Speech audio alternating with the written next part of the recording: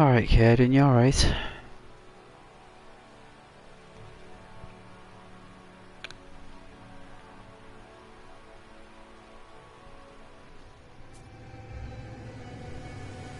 Oh, look at this. Nice. Oh, yeah.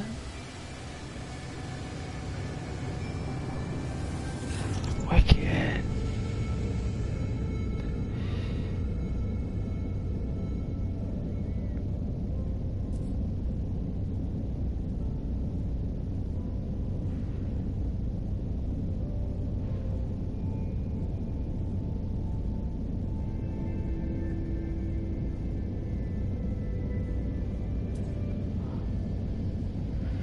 Beautiful planet, right?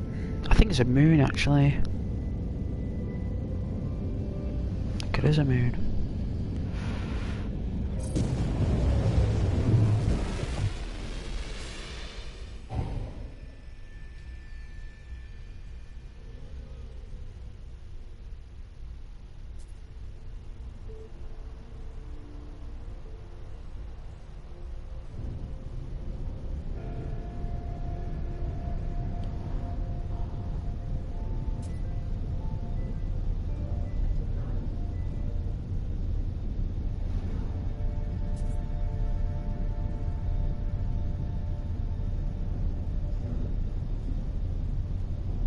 Settlement down there.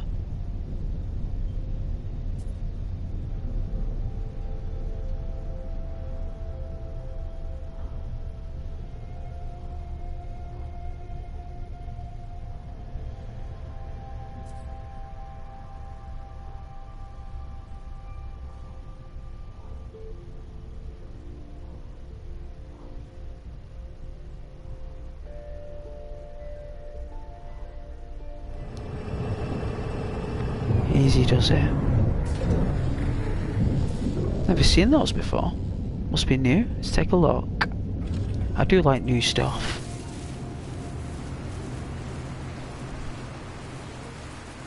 Oh! Well, hey! Well, you enjoy jumping around. Good for you.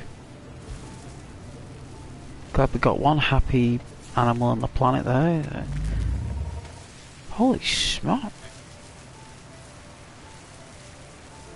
Oh, it's right where the planet is, look. How distinctive. How distinctive. Very good.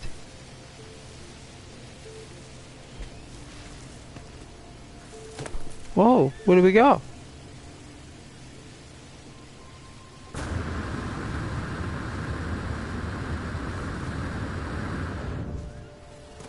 Wow, like, are we stuck? Oh.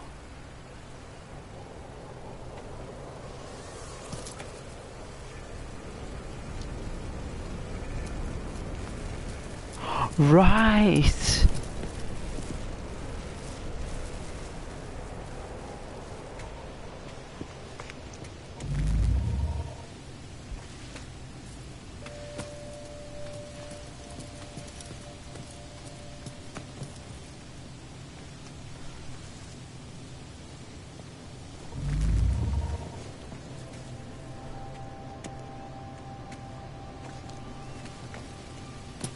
Alright, let's go higher.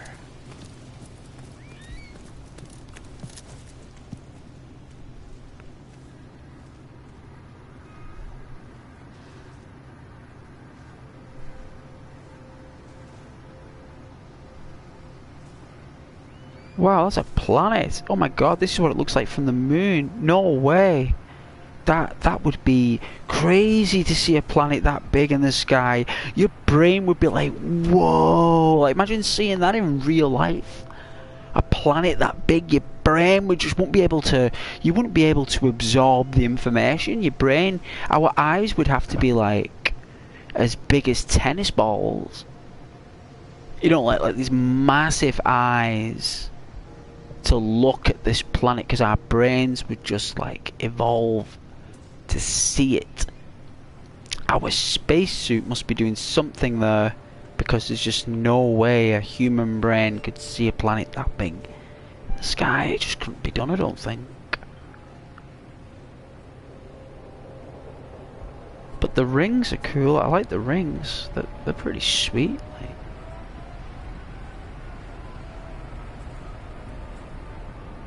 Got AI and yeah, we're at the top anyway. What's going on? All right, what's this?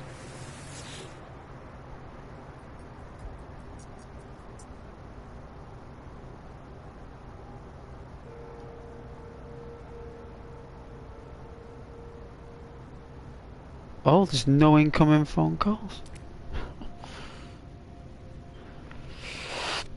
Well, no, I'm not surprised. There's no phone calls.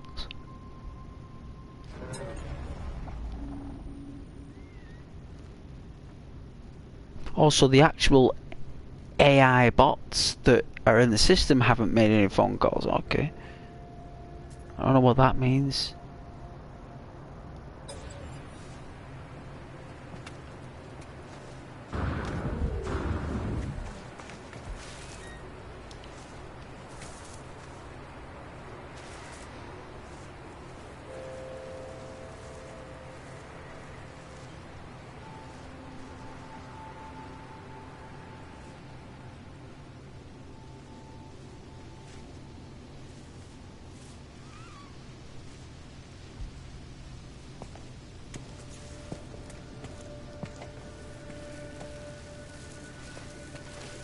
I think we can make it from here.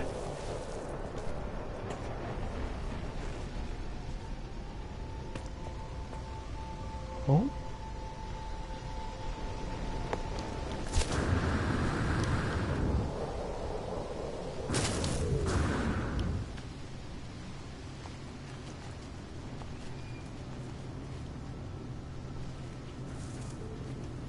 I do like this new ship. That is quite a rare ship. I don't think I've ever seen that ship. Glad I got one in my possession. It's very rare. And the fact that we can see out and no one can see in, I think is really cool. Like, I think that's very, very Marvel Comics.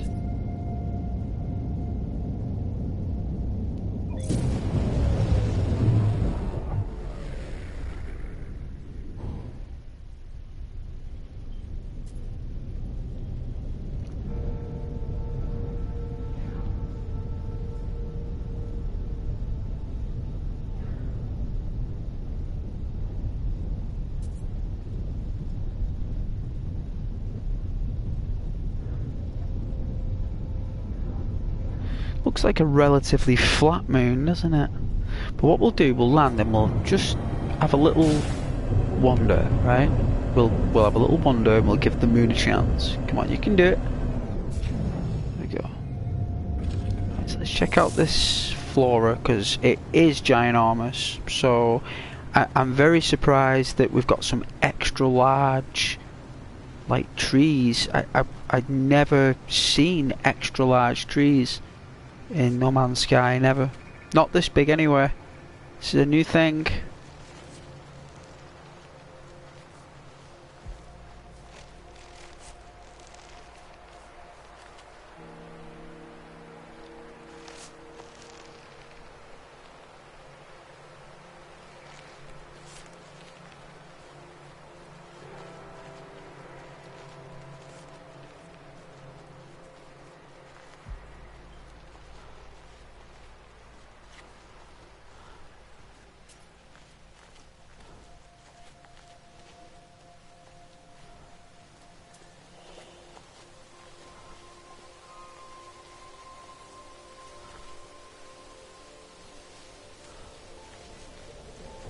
What the?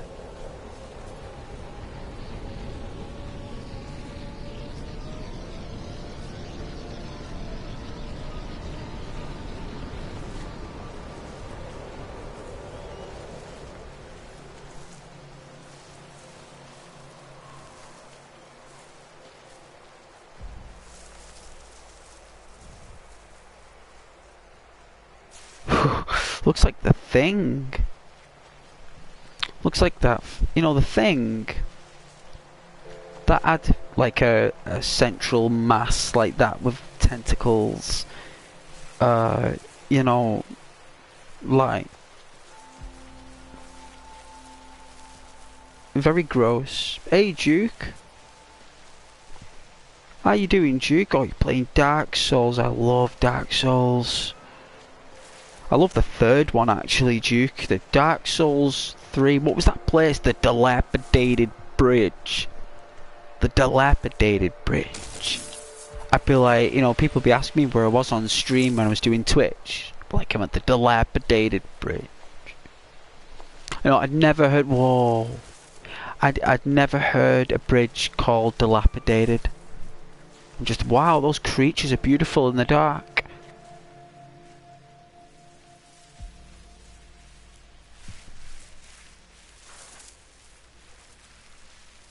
Well, if there are little worms, there's gonna be Mama or Papa.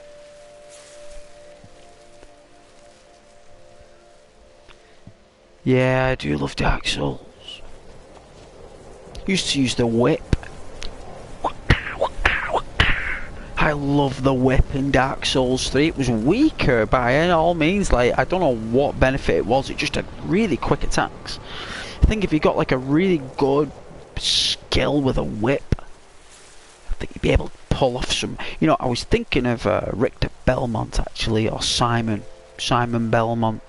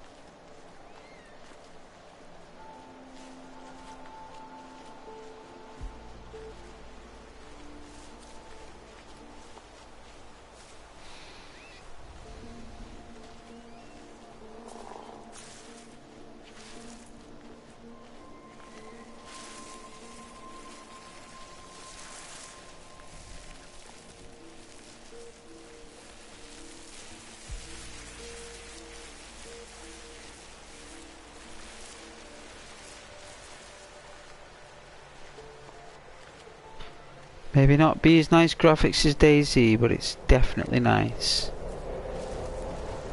Different style.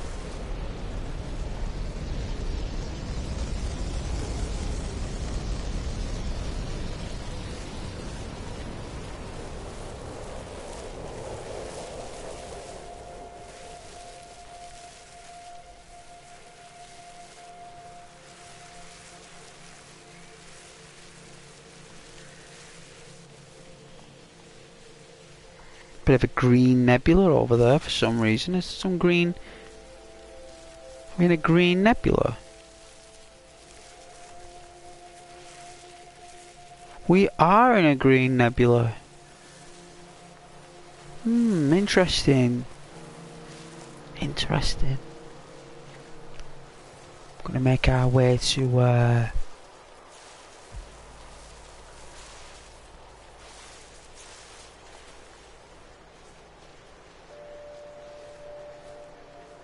I wonder what colour our nebula is. Like the nebula we're in, so like the cluster. I wonder what colour that is. I'd like to know what colour we are in the Milky Way. Or whatever we've called it.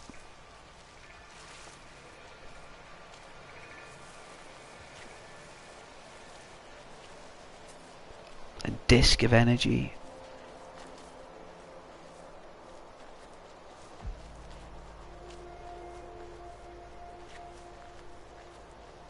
Imagine like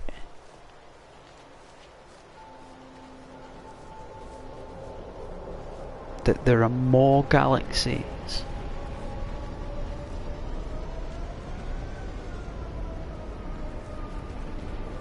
What in the...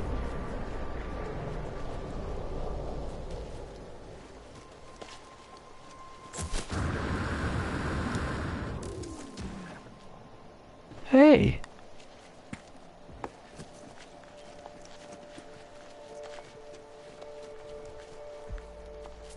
Hey, What are you doing landing here?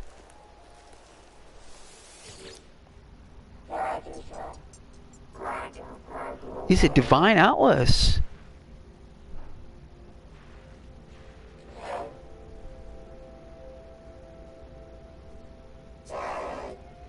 What do you got to sell? Even though I've got everything in the cosmos, maybe you've got something. Let's see.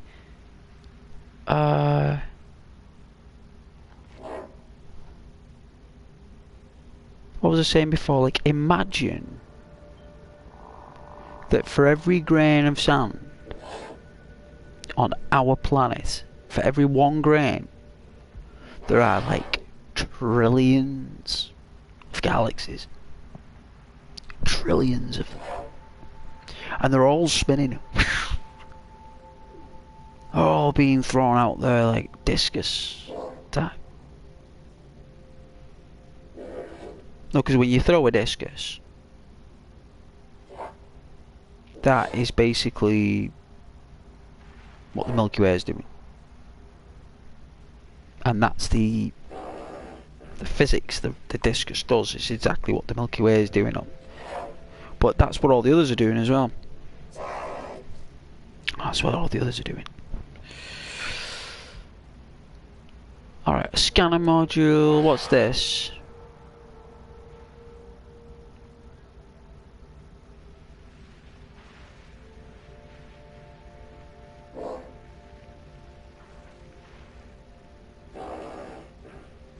Oh, it's a black market seller, right? That's why he's not selling in a shop. He sells on the planet's, well, on the moon's surface. Clever.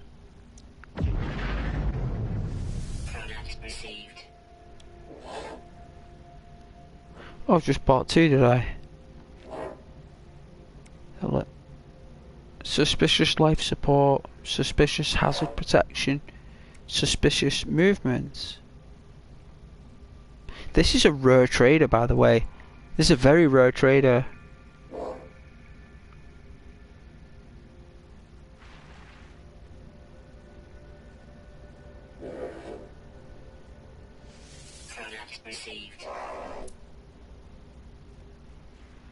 Hyperdrive. What does this do? A banned hyperdrive module. No way. I'll have that. Let's anything that's banned, right? We're gonna get hold of that stuff. Anything that's a suspicious pulse engine, a banned pulse engine will buy you as well. What?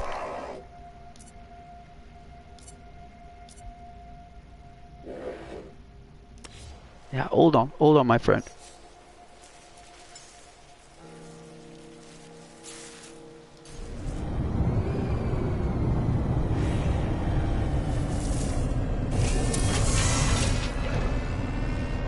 Not letting him go anywhere. Now that our now that our ship is here, so we can buy this pulse. Also, that's sold out now, right? What?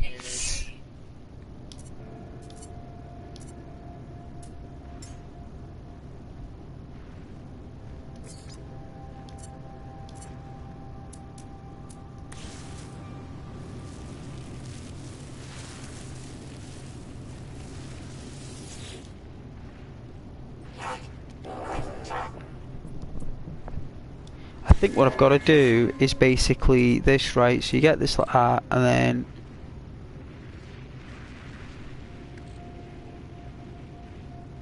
well, milk. Let's get rid of that, right?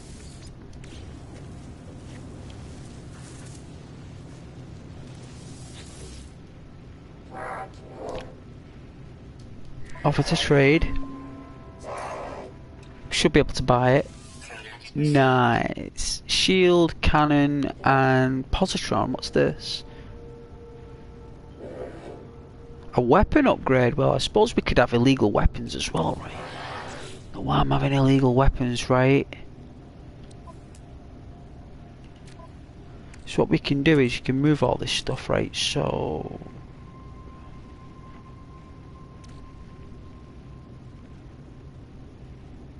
quick transfer this stuff to your starship. I haven't even installed all this stuff yet.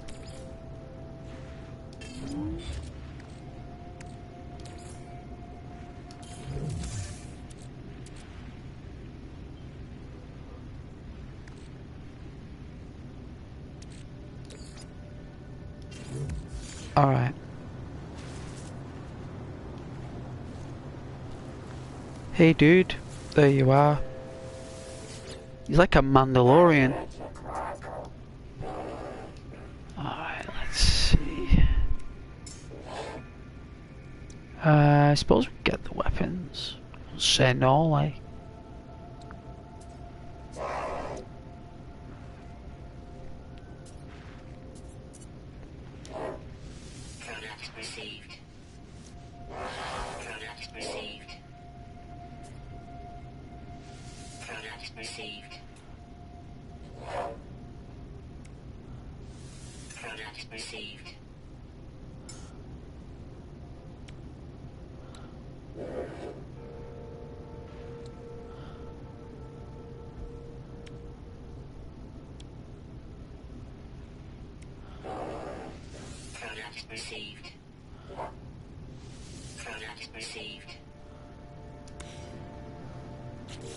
Alright, let's see. So what we got to do is we got to install this stuff. So let's have a look. Suspicious scanner.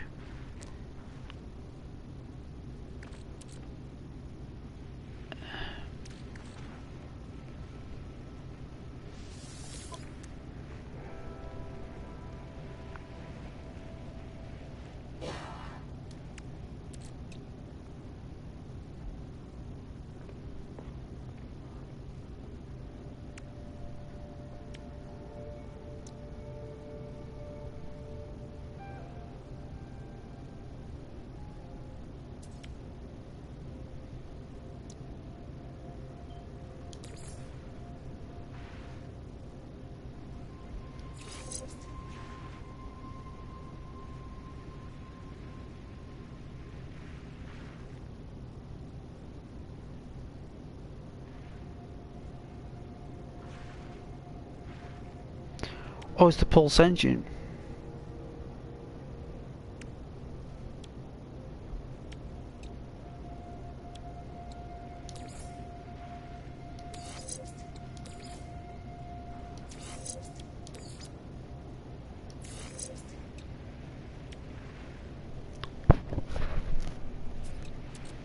So where is my... Ah.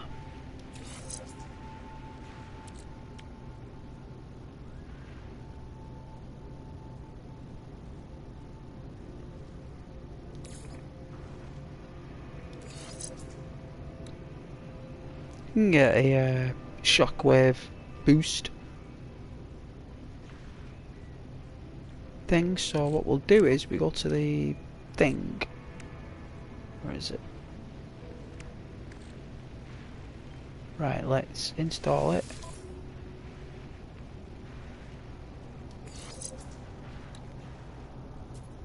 Technology overloaded.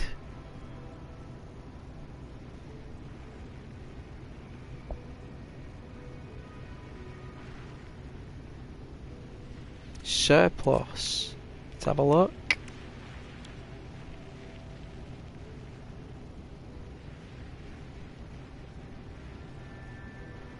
Alright, we need that. I don't think we need an economy scanner, so we'll take that out.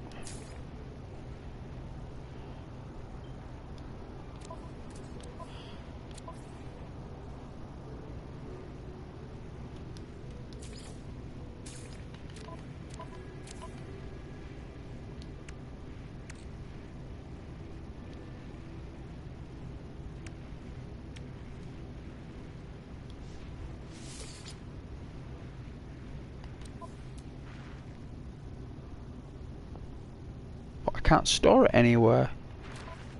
Oh, really? I can't store it? Is it illegal to store? There we go. Teleport.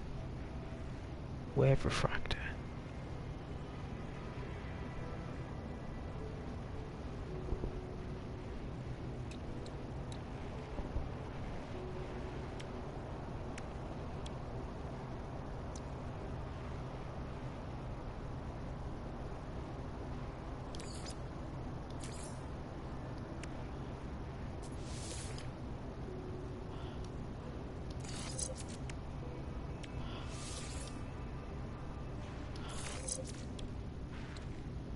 Alright, let's try it with 1 then.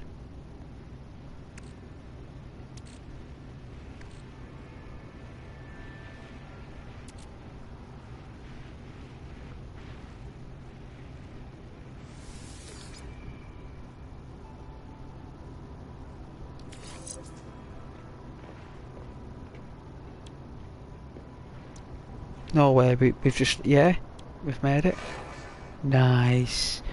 So, 200...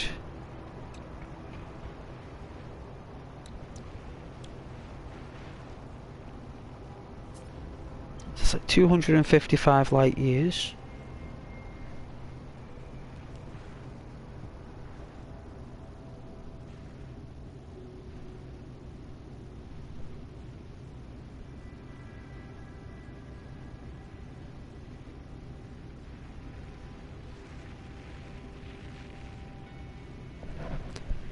That's like 440.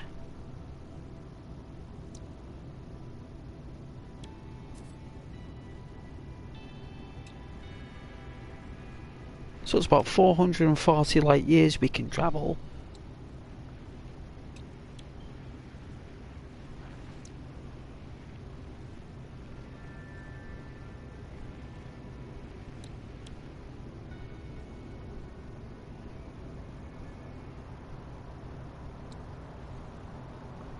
What, 483? That's about 500 odd then. Alright then, about 500 odd, no problem. Just over 500 light years per travel, okay. So how fast can the freighter go? Right, how fast can this go? 800 light years. 8, 9, 10, 11, 13, 1300 light years. 1300 light years.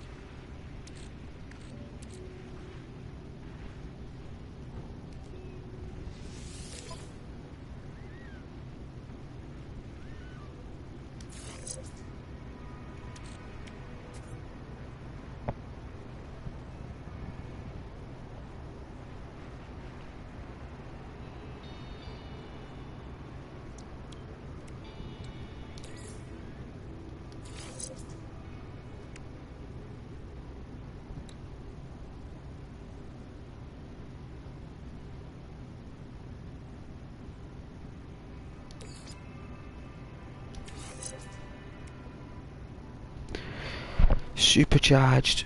Hey Alex. Hey there, how you doing? How was your day there, Alex? Boosted up my my ship.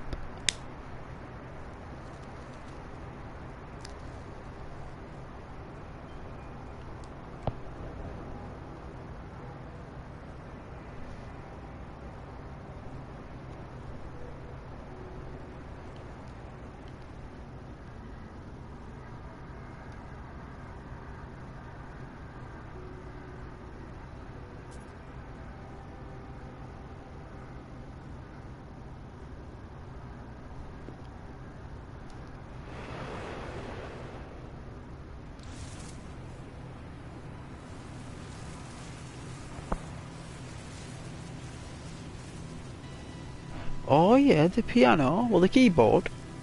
Is it a keyboard or an accordion or a proper like piano? Because different things. Them. They're all different in their own way. Keyboard is more like for beginners, where an accordion is more techno gadgets on it. A music accordion, it has like more techno gizmos, more beats, more mixing, more techno, more equalizer, and then you've got a piano, which is basically, you know, Mozart and Beethoven.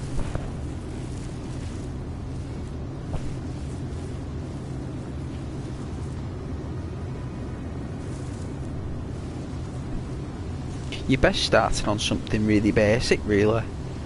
I'd have like, you know, like learn on your phone, like, you know, on your phone screen, like, do do do do do, like do all your little keys and that, like start small, like something real small, and then like you build up your range over time as you get better. You see, like as the rule goes, you upgrade your equipment as your skills upgrade.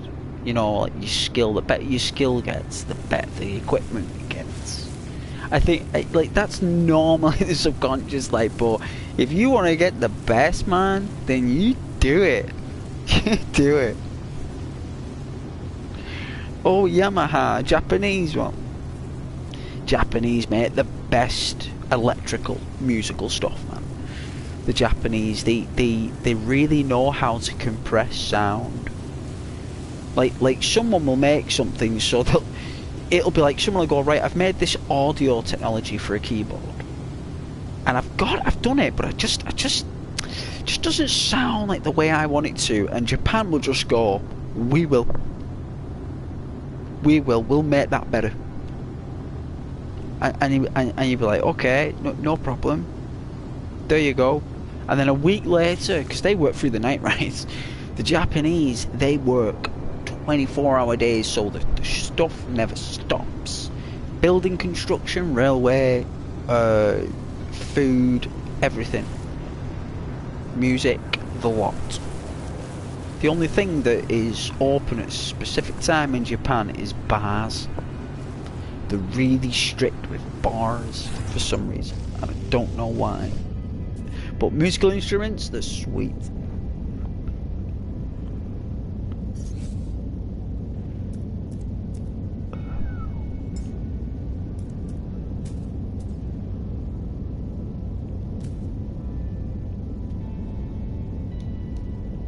Proper tired though. Alex, man, proper tired. Oh, the job, like, proper, like, January, like, well, I call it, right, I call it, like, the January shift, right, like, when you say shift, it's a change, and it's also a set hour of work that you've got to do. So it's that along with volumetrics, right? Like volumetrics, right? And when you combine all these things, including the volumetrics, oh man, like, it's so like, I get so tired. It's so tired, like, just neurologically, you know, like the neurons, and like you need sleep to recharge. What it is, you know.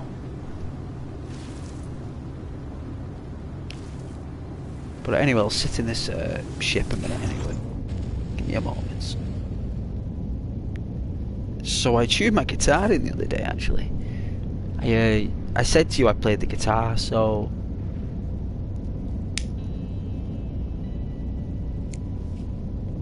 There's though it's been such a long time since I played my guitar, right?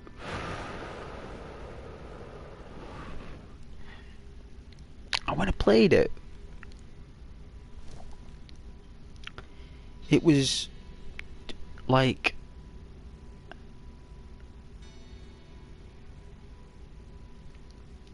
how can I say, painful on my fingers. Like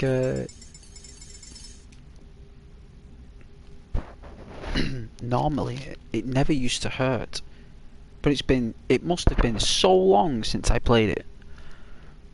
Like so long that my fingers had stopped.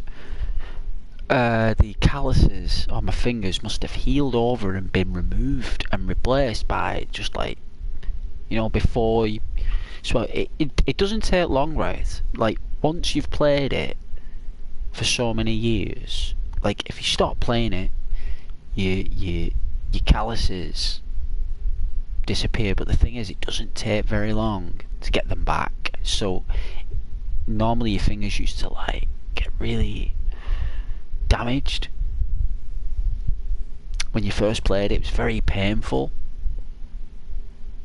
And over the years, you just build up like this natural, like armor on your fingers.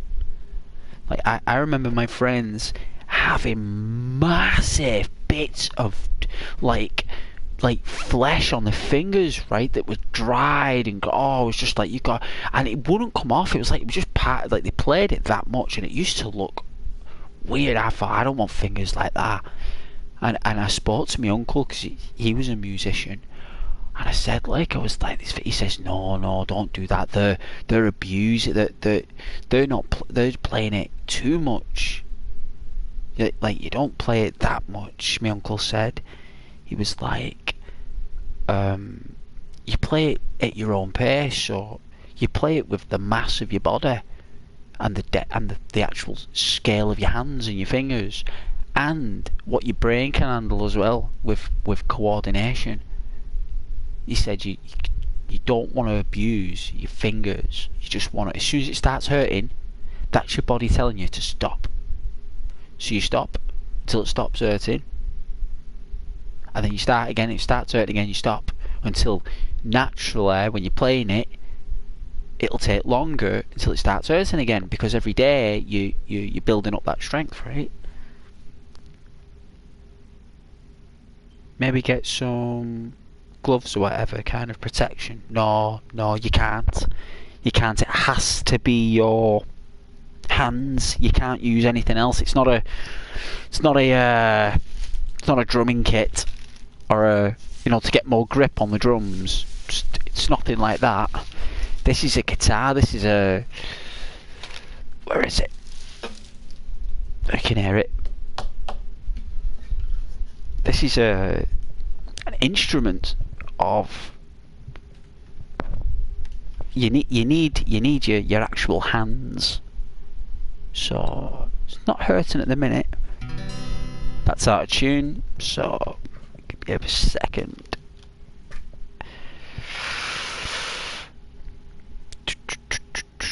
I've not played it for a while. Like I tried to remember songs as well. I used to play it and my brain just couldn't do it. I have to spend like an hour on it. Like one day, just spend an entire hour on it to get the songs back, because I've just like been so long. So what I'll do, let me get me. Well, I'm wearing a headset, so you're gonna have to give me a minute here. I'll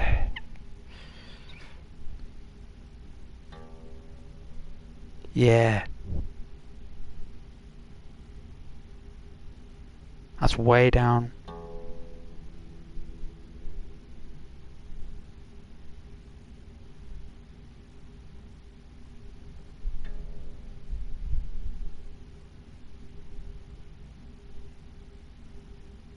There we go. Yeah. And then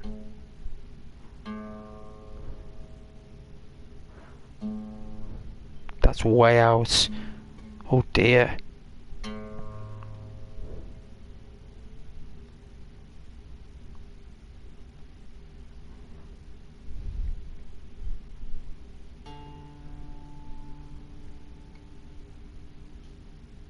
There you go.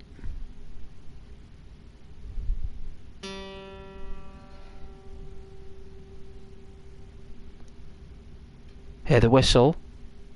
When you can hear the whistle like that, it's in tune. Oh, there you go, did you hear it? When you hear the click like that, that means it's in tune.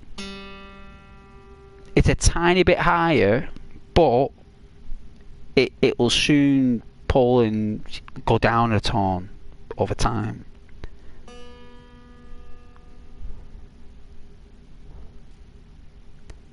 This one will clicky click.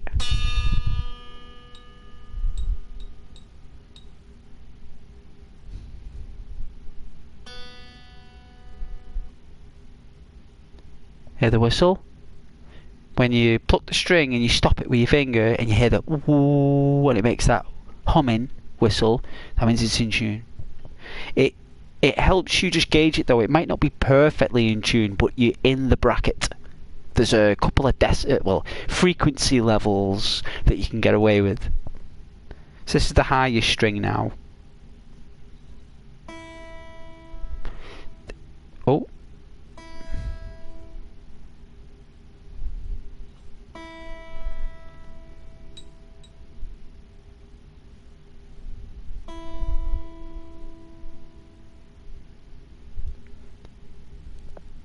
Now that sounds like it is in tune.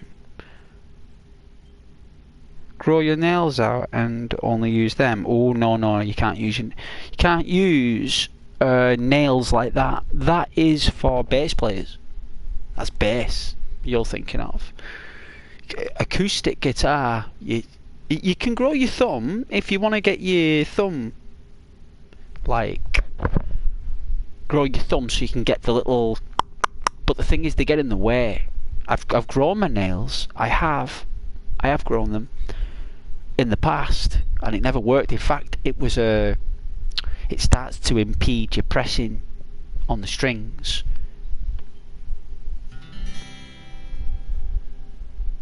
So that's your C chord. Very easy. You've got your F. And one of my favourites, which is G. That's probably one of the best. And the only reason I knew these, right, Alex, is because I had to do it on the piano, right? So that's a G, right? And then you've got a D, and these are all majors, right? These are all majors, so they're all positive finishes. So that's D, that's really nice, yeah? And you mix these chords together, you can get a song. Just like on the piano. This is why I'm showing you this, right, Alex?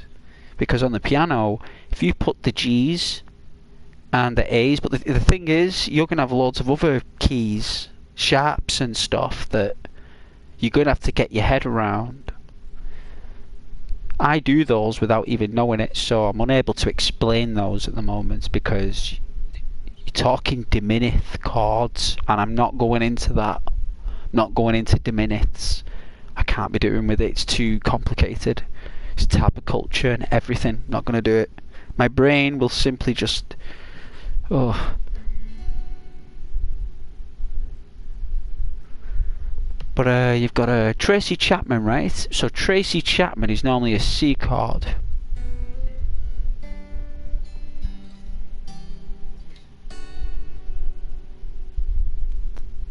So that's like fast car.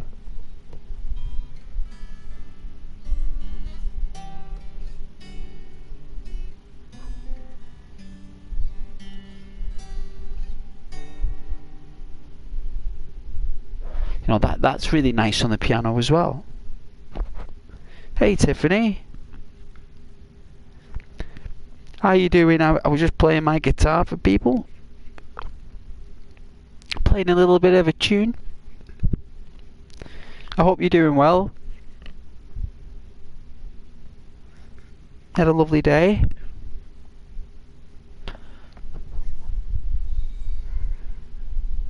Was just playing a little bit of Tracy Chapman.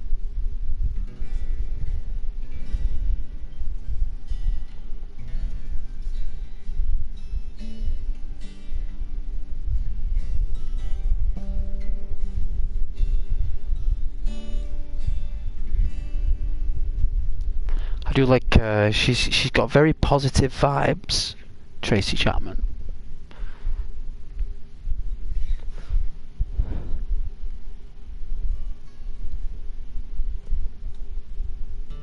Oh.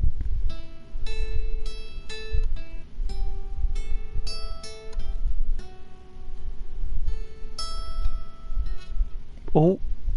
Oh, terrible. That's it's the Beatles, that actually. That's the Beatles. That's Lucy in the Sky with Diamonds. That, well, I was trying to play it, if I can remember it. But oh yeah, you played acoustic guitar yourself since you was 5. You learned on your own. Me too. I was a lot older than 5 though. Like, I'm just doing some basic stuff, you know, just for now, because I used to play the, like stuff like this. Let's see, where am I up to? Yeah. Like, I like stuff like that. Like the Eric Clapton stuff, like...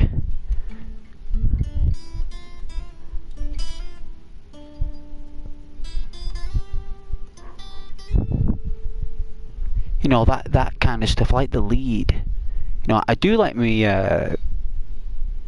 you know, really nice looking, good looking guitar playing. It is good, but I do like my basic stuff as well, like Layla. You know, just a couple of strings that you press, right? Like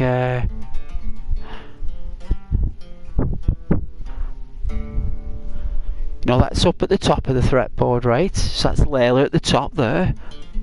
That's like 3rd fret, right? And then you can actually play it, I think, down at the bottom as well, right? So if I remember rightly, I'll try. I think it's...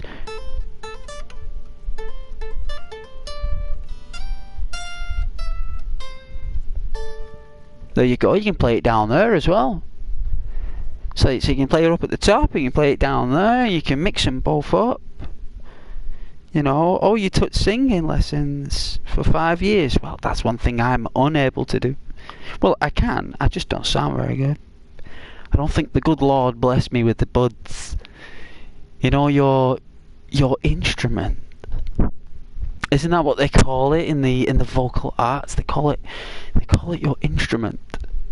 And I've never had the instrument, you know, honed or crafted. It's just been what it is. I dedicated it to speechcraft for clientele and employment purposes. But I'm glad you can sing. I'd love to hear you sing. I'm trying to think what else there is I used to play, because it's been such a long time. I used to like my real dull songs as well, like very dull. Hey Alex. Country. Do I know any country? I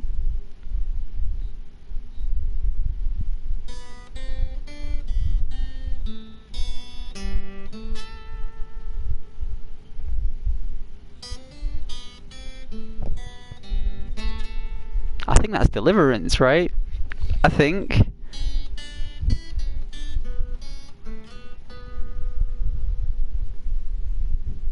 Yeah? Rose says hey, but she's bed resting, she's got a cold. Oh, well, that's alright, that's okay. Rose can join anytime. Anytime. But I hope she gets better though soon. I hope she's okay. Let her know I was asking for her. She's been very quiet on the streams.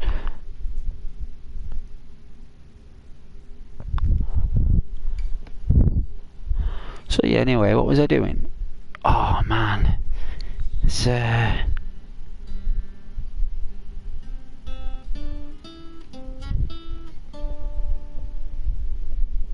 sure it had that in the tune as well. It's like oh.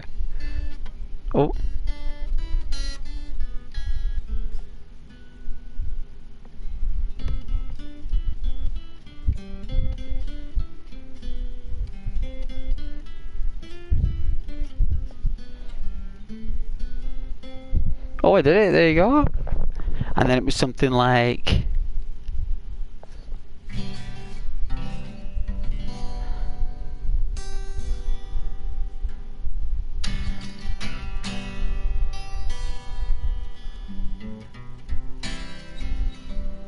yeah, I did something like that. That's country. That's country for you, Alex. It is classic. I do know my Deliverance. We used to play it on the banjos as well. It was really fun. You know, you've got other exciting lead as well, like oh, Nelly, hold on.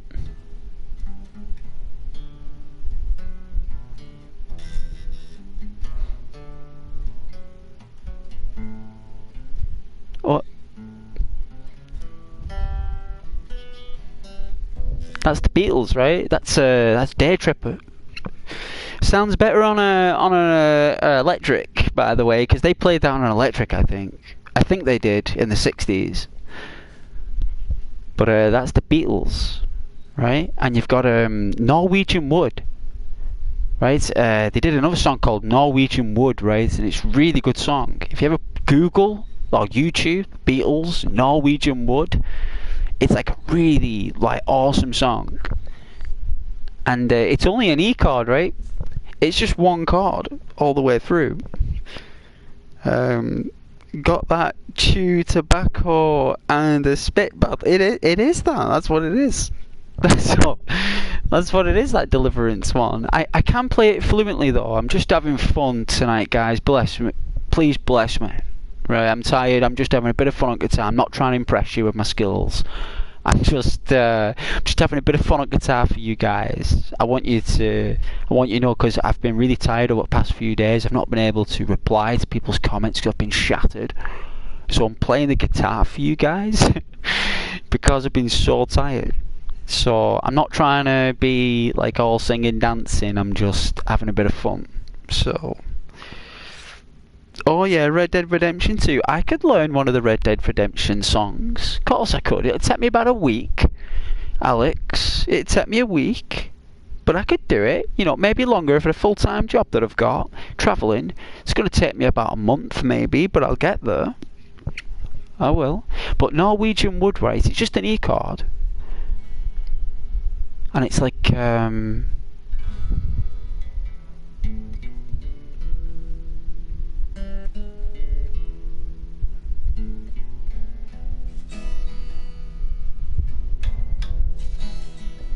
that's all it is all the way through, right? And then it's strummed. So it's like, because you can pick it and strum it.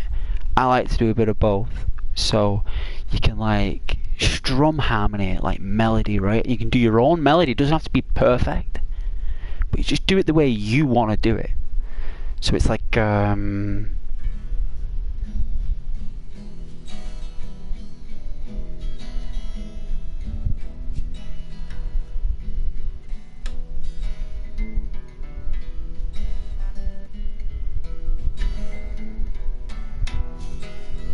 and that's all it is all the way through, right? And when you've got like Paul McCartney and John Lennon singing with it, it sounds spectacular. So yes, that's Norwegian Wood. Love Love Me Do, right? Like Love Love Me Do, like that one from the Beatles. That's just two chords, right? It's like, I think it's like G and C, right? I think it's G and C. Yeah, it's G and C, right? Yeah. You know, it's just G and C. That's all the Beatles do, is like two chords. So it's like, Oh, nearly I missed it that time. I missed it. So it's like...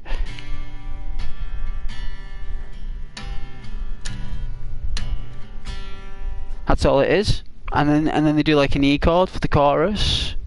Well, a D chord. Do a D chord. But I was doing the chords before for you guys, right? So what I was up to, I did a... That's a D. That's REM, right? So you ever heard of REM? Everybody Hurts. It's just one chord all the way through. It's one chord. It's not even... I mean, that song got #1 for nearly 2 months on Top of the Pops. And it's one chord. And it's a D chord. And it's just basically...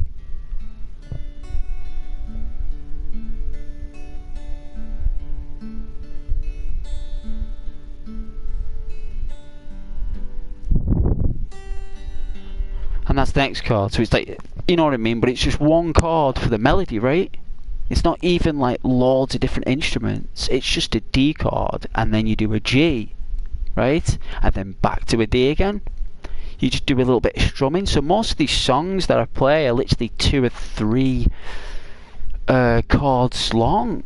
It's only when I start playing Eric Clapton and Axl Rose, like with Slash, with Sweet Child of Mine, or I start going deeper into the guitar. That's only when, you know, that's when I get into serious, you know, playing. But mostly they're just 2 chords. And like Pink Floyd as well. You know, Pink Floyd, they're very picky.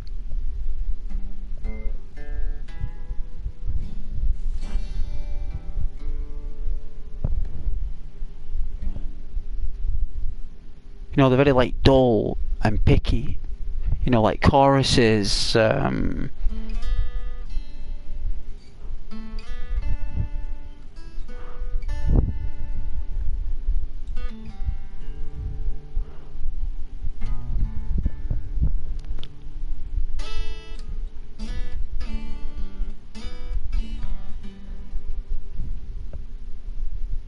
You know, that's Wish You Were Here.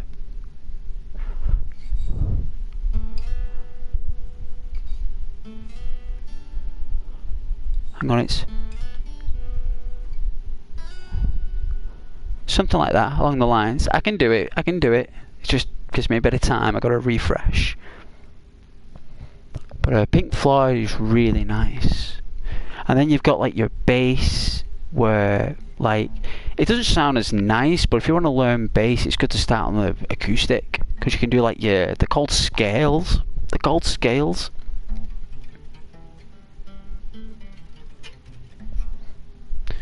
It's how you get the run of the board.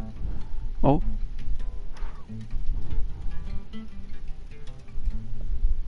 Helps you get your fingers around the fretboard. You know, if you want to get your fingers all around the place, because your brain just can't do it at first. You just literally don't know how to do it. You got to do it really slow. So I do like my bass, and trying to think of other songs I might know.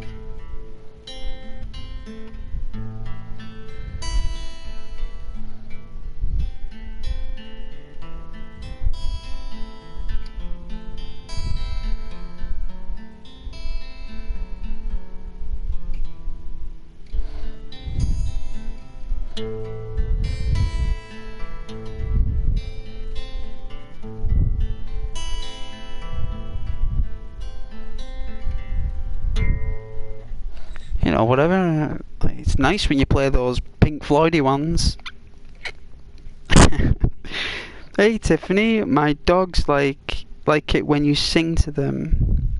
They get all excited. Nice, well good. I'm glad they do, and they should do.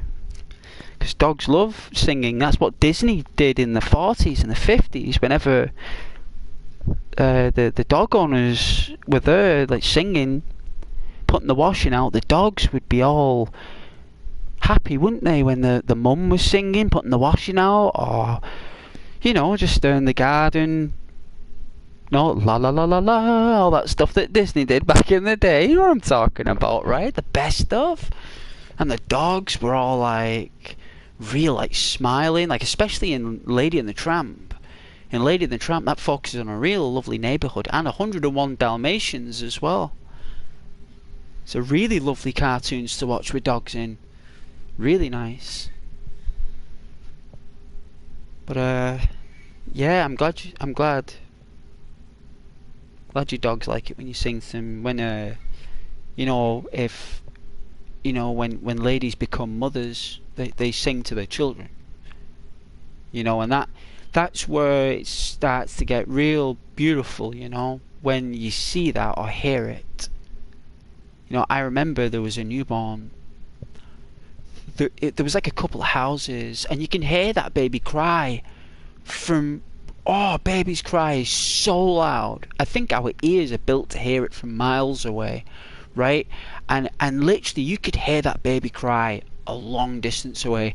And the mum used to sing, right? And she used to sing, and this baby would shut up. As soon as mother would sing, and it was beautiful singing, right? It was like there was a little bit of Mary Poppins in there. Like, I wanted to know who this person was, because all I could do was hear it. I couldn't see the person. There was like windows, and it's like I've got like an apple tree, and there's like these houses, and I'm just like, where's this coming from? And it's not like I'm going to go around the streets, right, and be like, who is singing when a baby is crying? Is it you? You know, I can't, like, ghosts can't go around asking people those questions.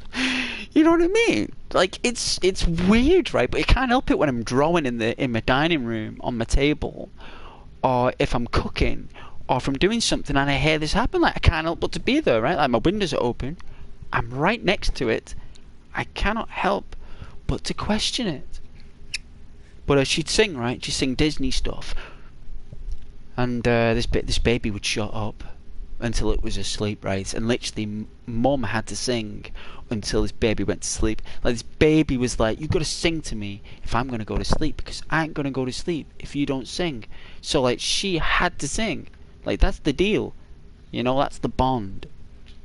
So yeah, it's beautiful, Tiffany. Yes, just let me have where is it? Where did I put it? No, where did I put it? Is that it? Must be. Alright. But hope you guys like the guitar. I don't want to make the channel like a guitar thing. I want to leave my guitar out of it, because that's something that I do to how can I say, I don't know, let me put it down there. I don't know, I just have it there for my own personal development. You know, I don't mind going wild with that thing.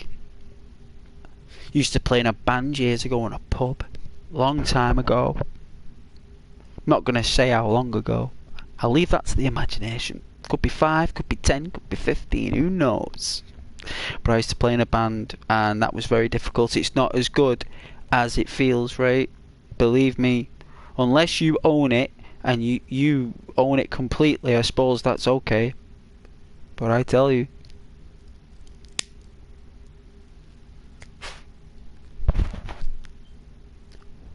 didn't last very long.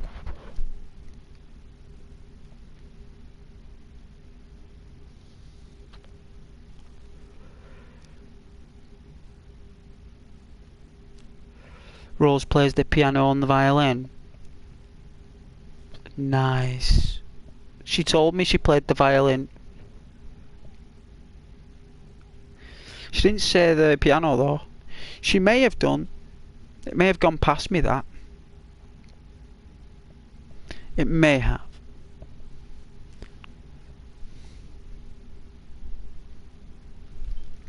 But it was fun playing that guitar then. Just a little bit. I don't mind going back to my original stuff before we... it was literally before I had a job. When I was younger, it was like before I had a job, I was too old for toys and kid stuff. I was in an area where I was getting bored of computer games at the time, and I wanted to develop. And I was thinking to myself, it's either a foreign language I learn, or I learn the guitar. And my mum said to me at the time, I'll pay for your birthday, because I was only young at the time. She said, whatever you want to do out of them two things, she says, I'll pay, so you at least get started. Right? So it's either she bought me a guitar, or she bought me the starting lessons to learn French. Because I've always wanted to learn how to speak French, right? And I am going to learn French. I'm currently practicing French because I believe that is a beautiful language. And I said to my mum said, well, to be honest with you, son, I'd say the guitar, because at least you've got something physical. And then she said if she's got enough money the year after, we'll do that. But obviously the price of things change. So I got the guitar because it was something physical for my birthday at the time. And I got that, and I was made up with that. And ever since then, I've been learning French, tiny bits through the years, like little bits stick in my mind. It's just listening to it that I need to get in my brain, right? So speaking it and stuff is one section. You've got to learn how to listen with French as well. Tiffany, I was tipped $100 from a customer for just giving them a haircut. I told them, no, that's too much, and I gave it back. Did ya?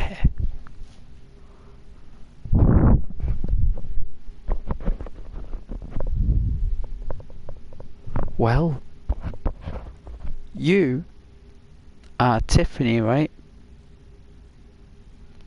And Tiffany can make whatever decision she wants, right? And if Tiffany wants to say yes to a piece of chocolate cake and say no to $100 from a client, right? It's a haircut, right? That's not a customer. That's a client. And because a client is someone who returns to you. A customer is someone who just arrives and goes. They come and go. A client is someone who, how can I say? It's continuous.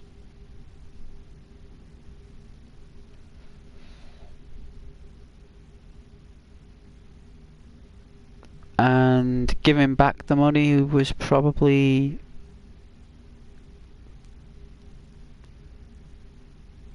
a decision you made in your tummy.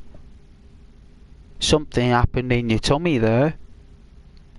Some kind of emotion took place there. And this was obviously a guy, right? And your instincts have kicked in. That's what's happened. I mean, that's without even me being there. Like, I'm halfway across the planet.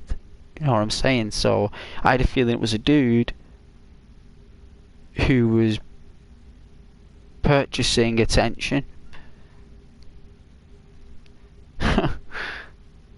You know, in his own way. That's the tip, isn't it? He's like, they purchase your complete... Because when I used to work in a shop there, and someone used to give me £30, they put it on the desk there like, And I'd say to my manager there, he's just given me 30 quid there. My manager said, don't take it. You're not allowed, don't take it. I was like, it's weird that. I was like, what's going on? He's like, don't, never take anything. He says chocolates, a card, cake, a milkshake, anything that's sealed, right? Like sealed, fresh, okay, cappuccinos, all that stuff, right, Tiffany? Fine. But when it comes down to the old sterling and the good old dollar buck, it's a different kettle of fish, that. So you probably did the right thing there, love. To be honest with you, I wouldn't have took it neither. I mean, different if it's celebrities, right? Like if you're doing celebrity haircuts, $100 to them is $1, right? They're just giving you $1. You know what I mean? To them, it's $1. If you're doing celebrity stylists, but you wouldn't be allowed to take the tips from celebrities. You're not allowed to. You get paid a good wage to cut celebrity hair. You don't need to take tips. And if a celebrity gave you a tip, you probably need to ask permission to take that as well. You probably have to refuse that, right? Like that's the way the word. It's called. You know what it's called, Tiffany? It's called a grey area. It's called a technicality, and it's called a grey area. Hey Alex, you speak a little Francais still, but I always disliked the language. Did you? Well, it's not that you disliked the language, it's the fact that you just disagreed with the linguistics within it. You disagreed with it. It didn't shape well with your energy matter. Your energy matter could not agree with that. So for some reason when we disagree with something inside, we dislike it for some reason. So at least you're being honest though. That's a good sign. At least you're being honest and not talking hocus pocus. So that's alright.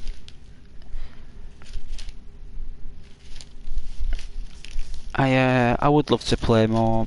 Oh, I've got a bag of Maltesers, and you know what? I've got a can of Dr. Pepper, strawberry and cream in the fridge, and I've got some McCoy's flame grilled steak crisps. So in case anyone joins the stream, we'll turn up the music.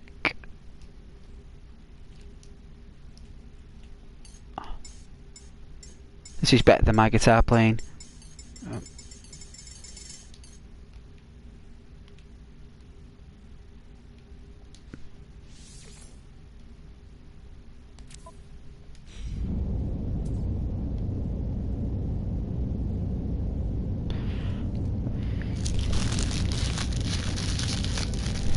Hey Tiffany, you speak 4 languages, do you?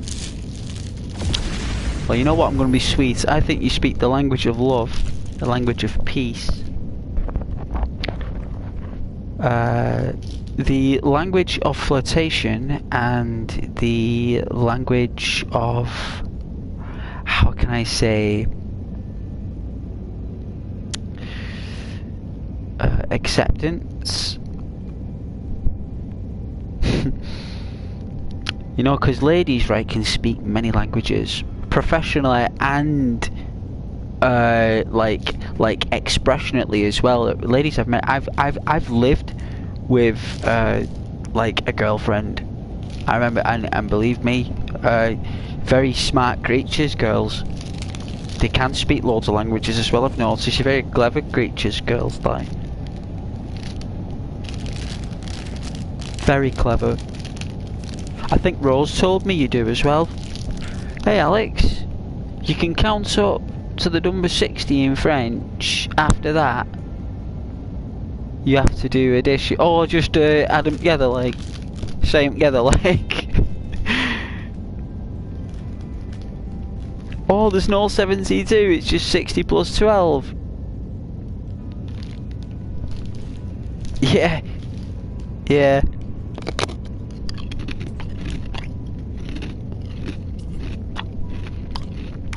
Well, that's why in England they manage the world's finances in the stock exchange in London.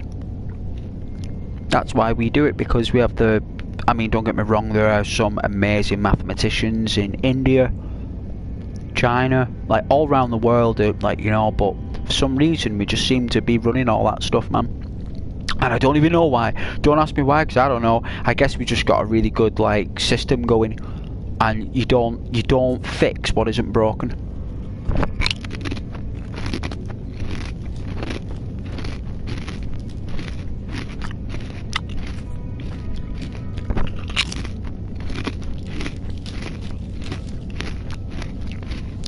Like in Rome as well, they had Roman numerals. You try to do mathematics using Roman numerals. Try and work that out.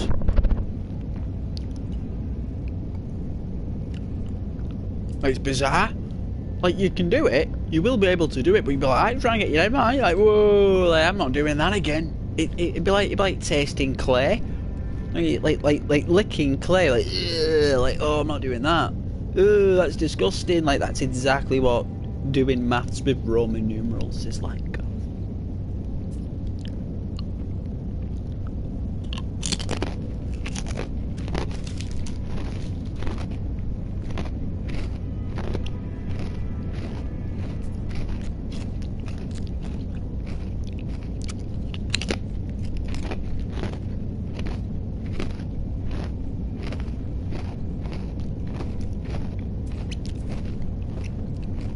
Really enjoy playing that guitar though. There, it created some kind of like warmth in me, right?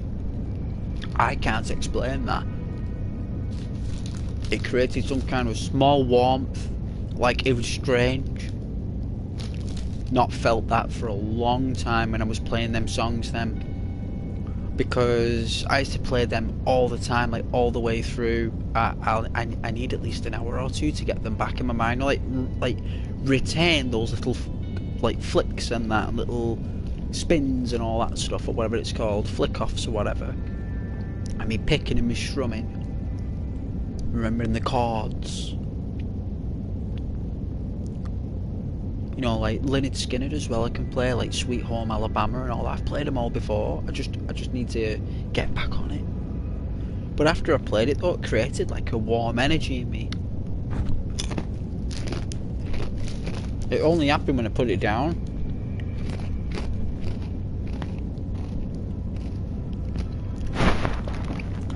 It's just a nice skill to have. Oh, it felt really nice, Alex.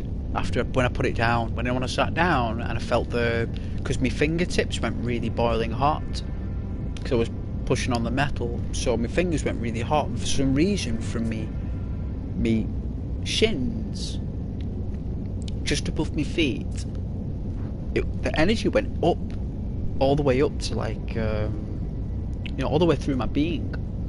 And when I sat down, it felt like, like when you get in from the cold, or you get in from the wind or the rain, and you can like take off your jacket and be you.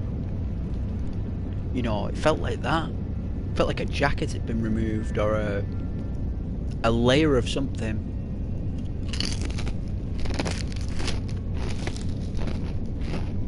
Very nice.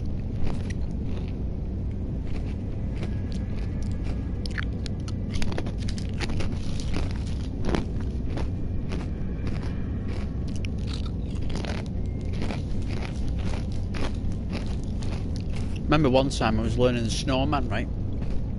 You know, the song The Snowman. And I remember it was around I think I was around me brothers at the time, with me nephews and my sister-in-law, and I think someone got a guitar for Christmas, right? And I think they were just learning, like a friend of the family or something, like a teenager or something, and like they didn't know how to play it. They didn't know. They literally just got bought a guitar, right? Because they wanted a guitar, but you couldn't exactly do anything with it. Was it a girl? It was one of the two, right? You were a boy or a girl.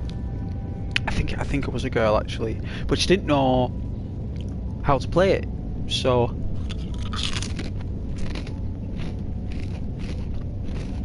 I said I tune it. So when she got home, she could play it, right? I'll learn. Until her mum bought her a guitar tuner or get an app on the phone or something. I just said I'll play as a song for Christmas as well, and I know what, it was just a basic guitar, right? It wasn't even just had them nylon strings, right? Played that Snowman song, right? People were nearly crying. Like Walking in the Air. It was a snowman. Because normally at Christmas you normally hear like Jingle Bells or something. When someone plays a song like that, the Snowman, people, family, they were crying.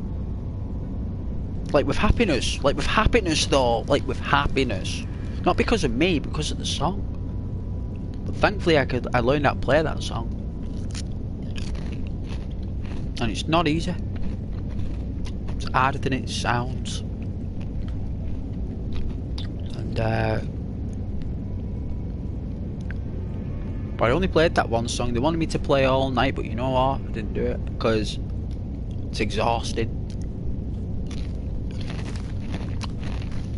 When you do it a lot, you can't overdo it. So I gave them the one song. They had a little cry. I didn't want them to be overdosed with my energies. I just want to give them a little taste, just a little snack size, you know, of, you know, what a guitar is and what it can do. I wanted to show the friend of the family, this is what your guitar is capable of. It's not the guitar's fault, it's you if there's any problems. Just like it was with me. It wasn't the guitar, it was me.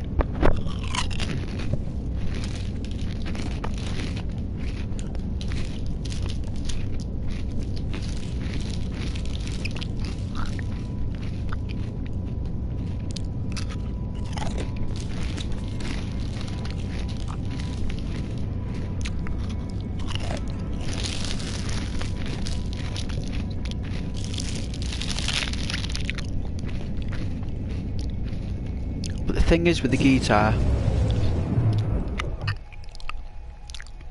you end up buying more guitars.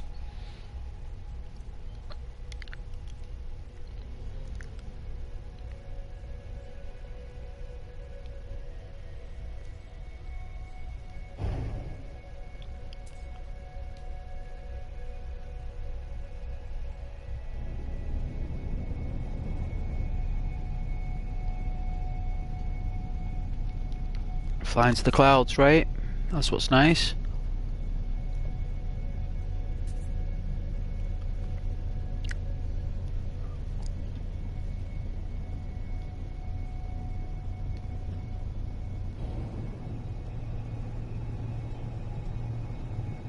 Alright, we're ripping against the air there, you can see it. We're ripping the air.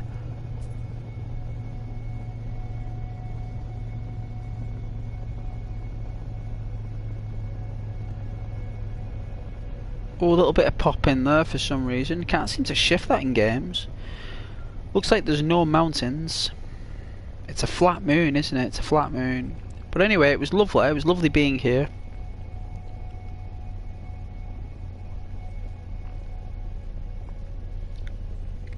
See the rainbow on the left there, right? See it? It moves with the ship. That's weird.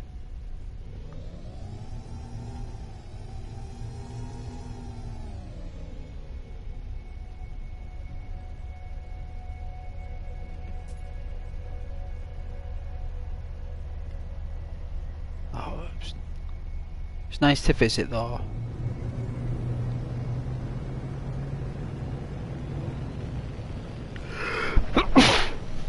Bless me. Oh, jeez. Oh, playing guitar there. Oh, it's got all the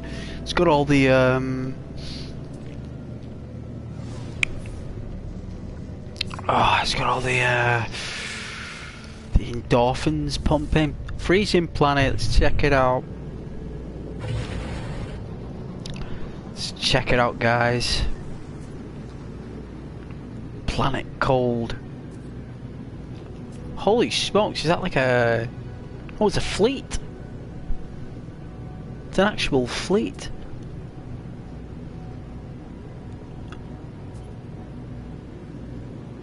But yeah, I'll finish off that Pink Floyd song tomorrow.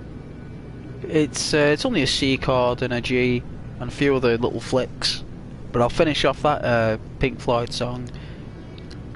I think there's 3 I know of Pink Floyd.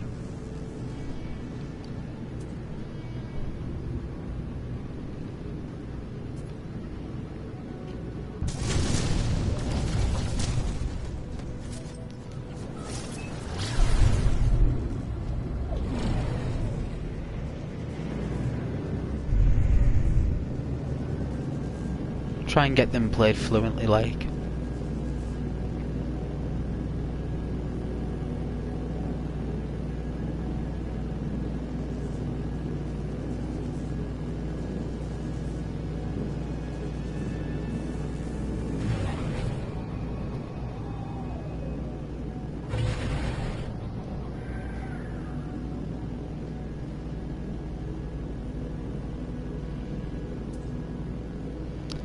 Slow and steady wins the race. Right? That's what they say. That's the old wives' tale.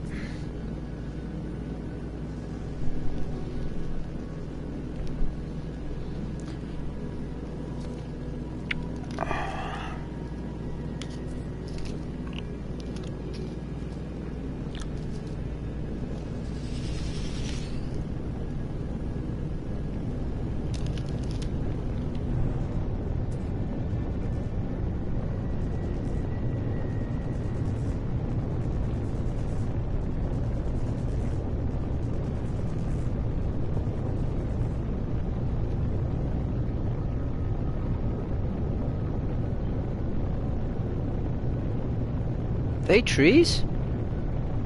We found an actual like a freezing planet with trees? Really? They must be trees.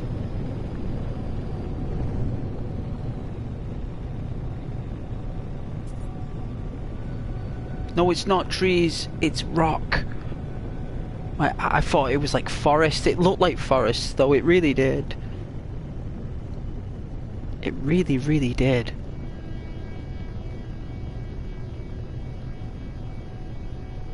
I think there is. I think there is trees. There are trees. They look beautiful.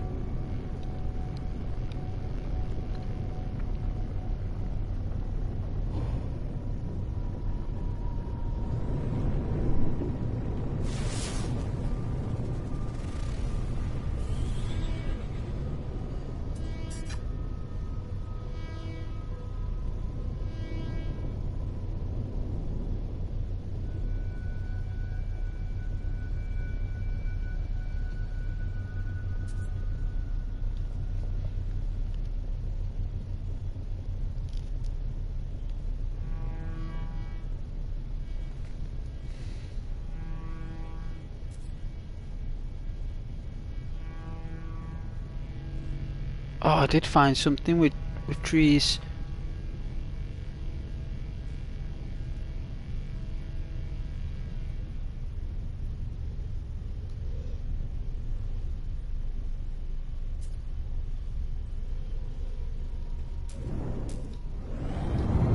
Alright, let's check it out. These snow planets can get real nice.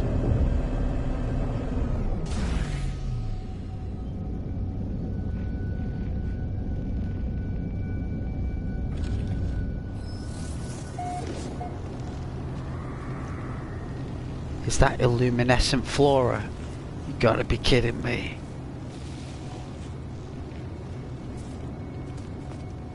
It's possible. It's possible it's illuminescent flora.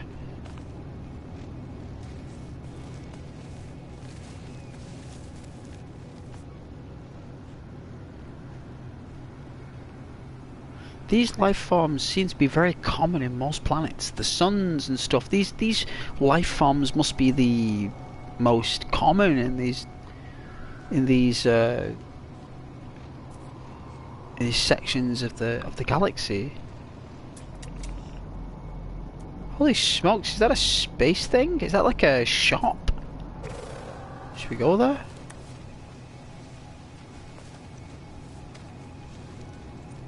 It is a luminescent floor. I thought it'd be glow white there. Beautiful.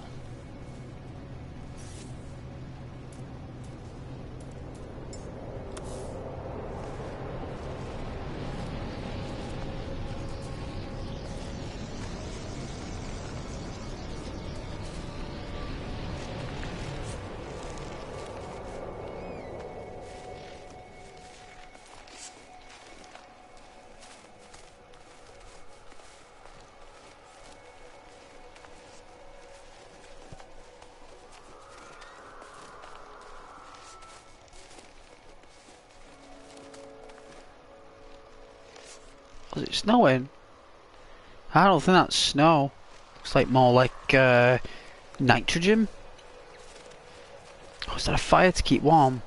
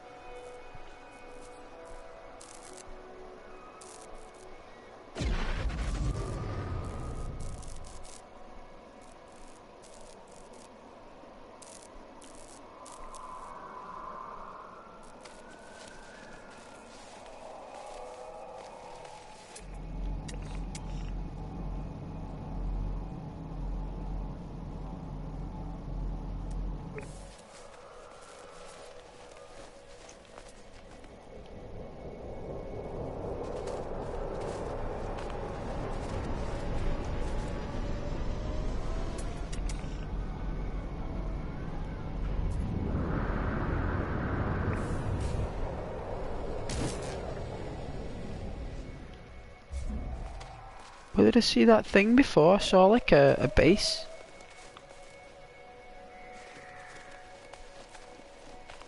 Must have been over here.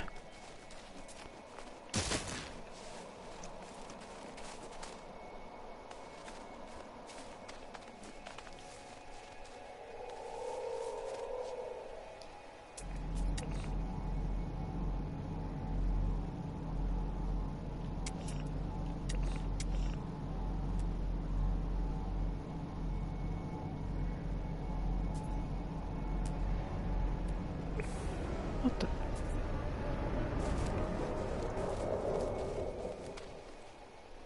Like, I saw there was like, how can I say?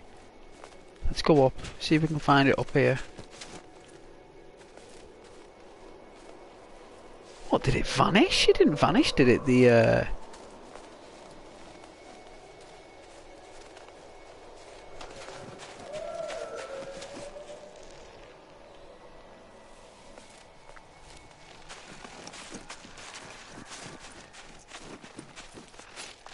There it is.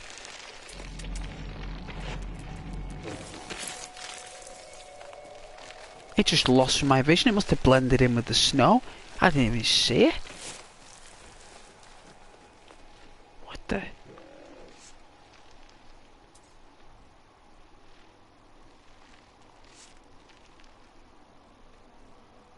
Nice colour though.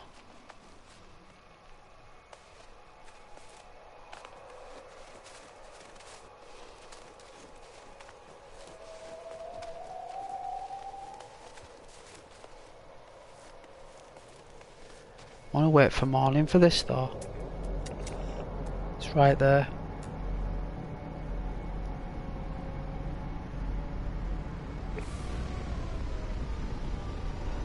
They gonna land?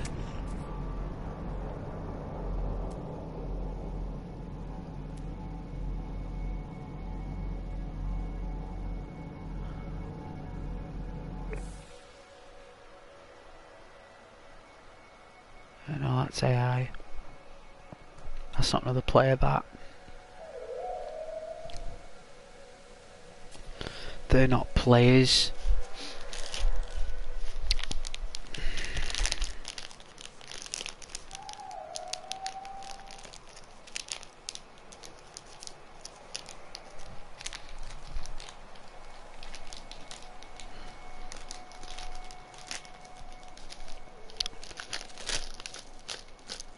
Have these biscuits.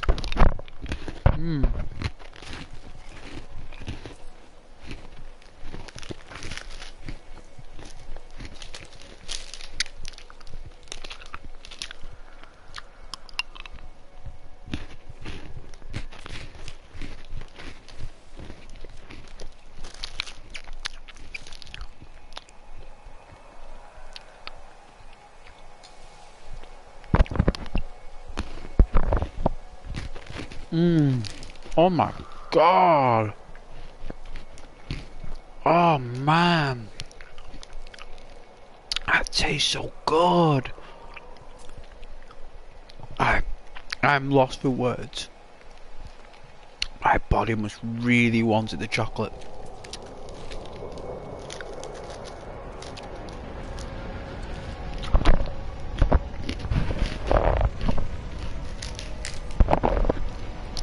I'm missing the mic and everything, I'm very rude.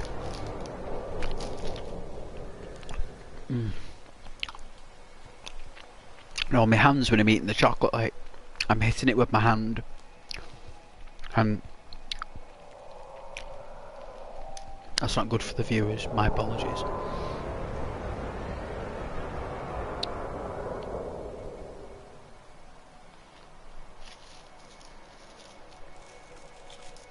Oh man, I've got to wear a shirt and tie tomorrow. No. Oh, I forgot. Oh guys, I got to wear a shirt and tie. Oh no. Ah well, it is what it is. I'm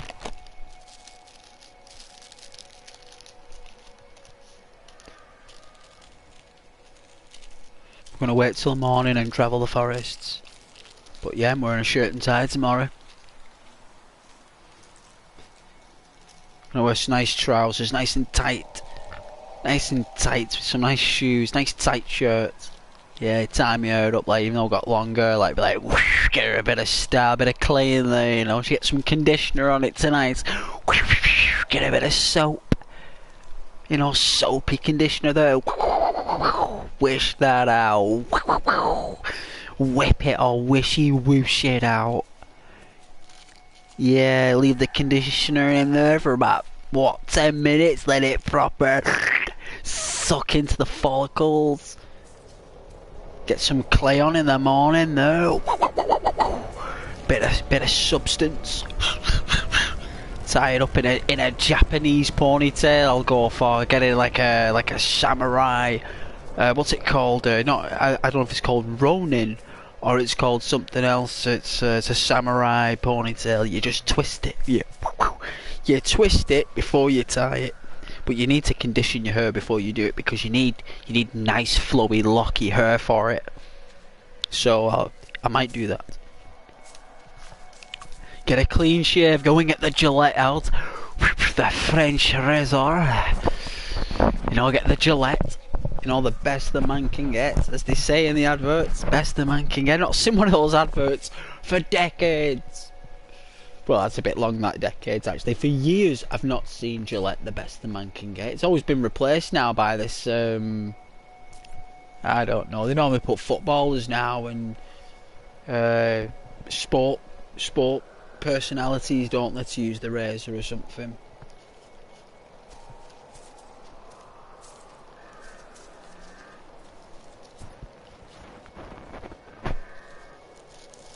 But yes. Anyway, enjoy the ASMR. It's a nice forest. It's been a while since I've seen a planet like this. I've not seen one for a long time, so I'm going to be adventuring around this unknown, very high, abundant flora planet. It looks rich in forests. I'm not letting this go yet. I'm definitely going for a mooch around here. There's mountains and everything. This is look at that dinosaur now. Look at that. Natural dinosaur or something.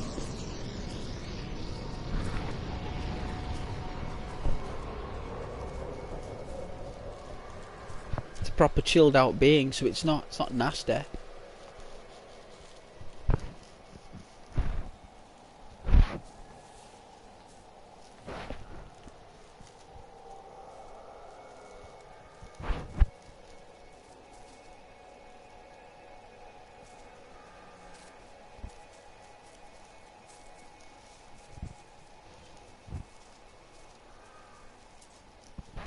I'd like it if we had like proper dinosaurs in it, all like the big ones.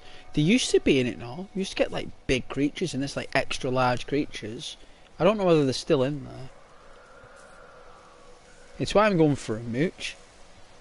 I'm hoping they'll spawn in the daytime.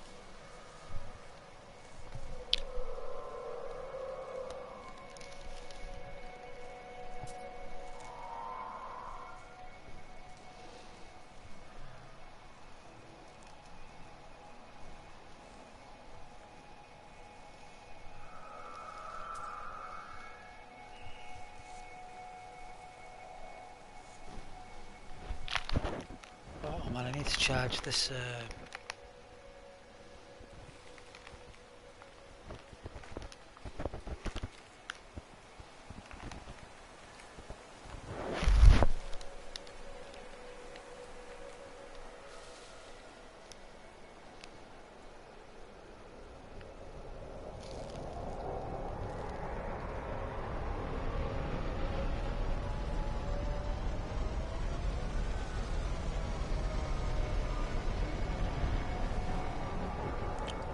What was I doing there? That's my battery's going dead dry because I've got high performance on for some reason. Turn that off. Like your phone doesn't last 5 minutes when you turn that on.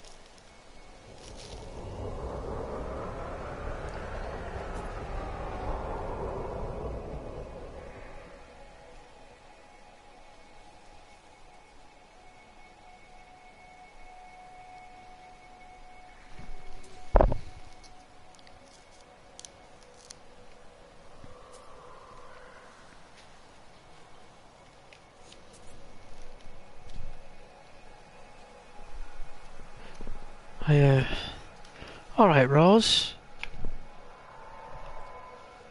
You alright? Your Tiffany's just been here. She told me you got a cold. You need some TLC from Ghost? Rose? Tender loving care?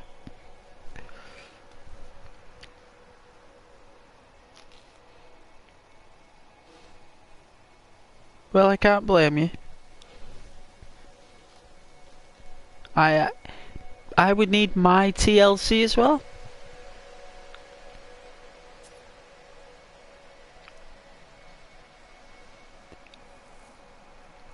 Sadly, yes, she did get a cold. I hope you're alright, Rose. There's nothing worse than a cold. They're so difficult to shift. Especially when it's been through about 50 other people. They're normally the worst ones. Like when you get really, really sick, apparently it's when it's been through loads of human vessels. When you're only sick for like a couple of days or something, it's like, I don't know if this is true, but it's like it's not been through many. It's like just starting like I don't know, like colds are just oh. They're so draining. Look how lovely them trees look. I've never seen trees look like that in No Man's Sky. They've never looked like that before. That looks beautiful. I'm going to keep it on that scene for a moment while these weird looking jellyfish octopus creatures go around foraging in the snow. So that was a big creature before then. It was massive. I think that looks really sweet.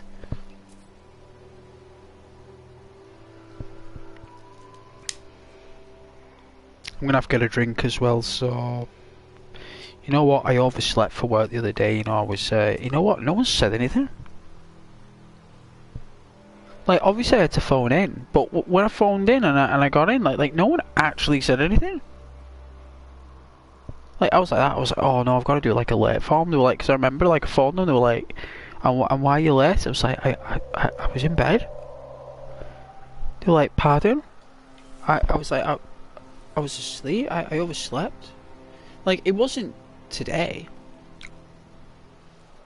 I think it was Monday. I overslept Monday morning, but I didn't even know. Right, guys, it's not like I couldn't be bothered. I literally slept through my alarm, and I don't even know why, because I wasn't even really that much tired. I had the weekend off, so why I overslept is beyond me. But I even said to the HR people, I said I'm very surprised myself. I said I've not overslept for years. I don't know what's going on. I said I was really sorry, and then when I got in, no one said anything.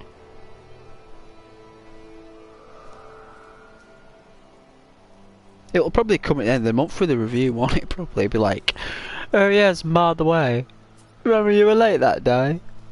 Like, oh yeah, right, yeah. You know what it's like. You know how it is. But no, like, I think they knew I was shattered though. I think they just know. They just look at me, it's like, oh bless him.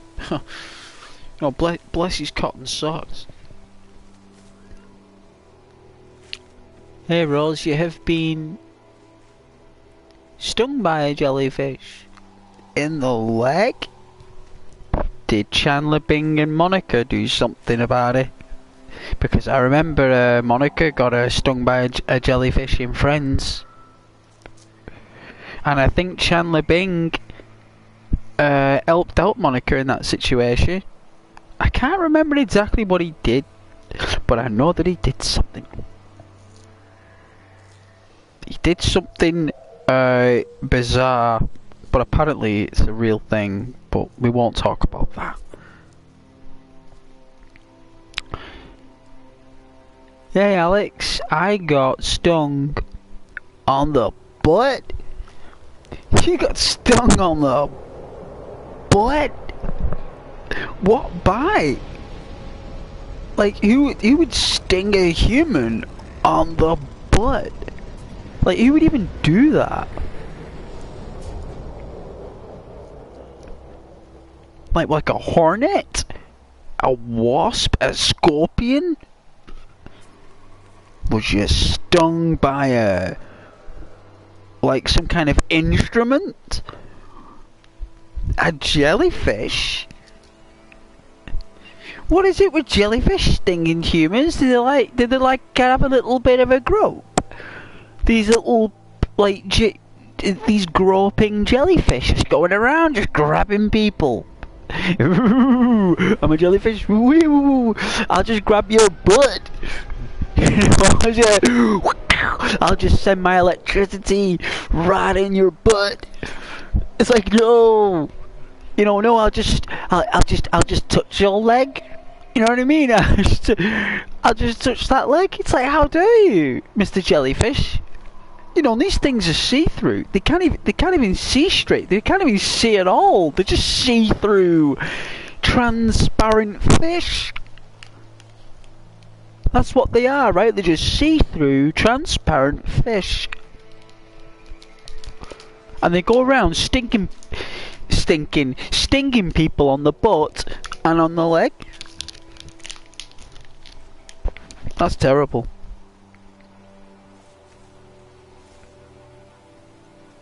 Jellyfish are criminals of the ocean. They're basically just like little hyenas of the ocean, you know. I bet they give off a massive frequency. There are normally like loads of them in the oceans, like thousands of them, tens of thousands of them just grouped together in a massive ball. It's bizarre, and they all break apart and they all rain down to the ocean floor like that. It looks spectacular.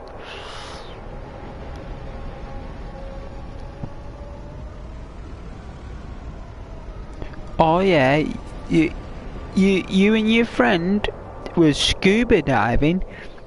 That's when it happened. Ah, so it was planned by the dirty jellyfish, the gropey jellyfish. They knew you were coming, and it wanted a little touch, didn't it? It wanted a little grab there of its little electricity tentacles. There, it wanted to know exactly what that life form was, because it may want what in the Lord's name. I thought it was a fleet. I didn't know there was a fleet. No way, that is pretty cool. It's like an invasion. It's an alien invasion. Well, I can honestly say I've never seen a fleet before in this game.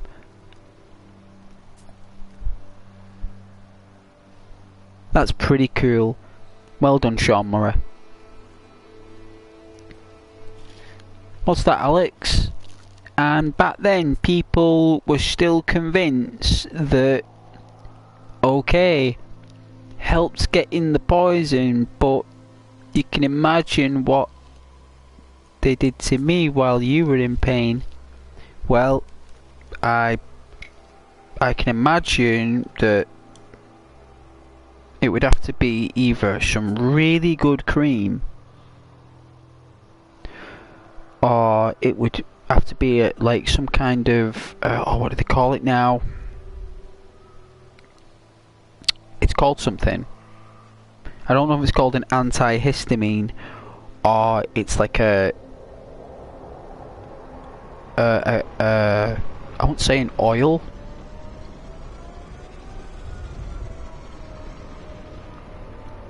But when you're stung by an insect or a creature, there's not really much that can take that pain away once they've stung you.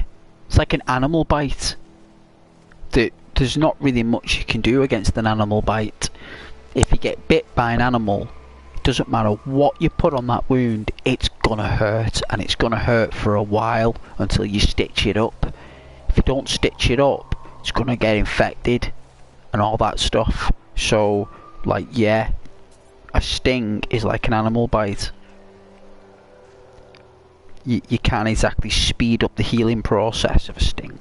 You can only ease the inflammation of the sting, but your body's naturally got to push out the poison. And that's why it hurts so much, because your body's pushing it out. That's why it's so painful, because your body is rejecting the poison. And when your body rejects the poison, it causes a friction inside your bloodstream, and that is the pain. And it's an extreme pain because it's attacking your nervous system, right? That's why it burns, because your nervous system is rubbing up against other neurons inside your system, inside your blood, inside your being. They're all rubbing up against each other. It causes pain. And I got stung by a bumblebee when I was a very young child, and I was at like some kind of festival, and I was on a towel, and I remember I was sunbathing on the grass. I was only a child. I was a child, like a child, not like 11, not 12, not 10, a child. I must have been like maybe 5 or something, or 6. And I remember, I think I don't know how it happened, but I think I was rolling on the grass, and me not knowing, I rolled on a bumblebee, and this bee just detected my movements, and as soon as I rolled on this bee, it's just gone, stuck its stung right at me. And apparently this thing was as big, it was massive. I remember looking at it, it was massive. My back, it was huge. I had to go to this little tent, and this doctor woman was there. It was crackers. So I've been stung by an animal before, and I tell you, that bee, I've been afraid of bees ever since. You know, I would not cross a bumblebee. I just wouldn't do it. So, yeah.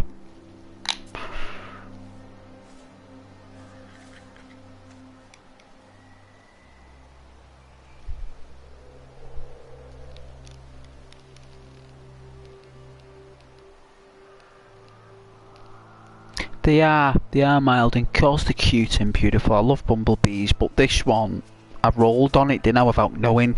The bee was in danger.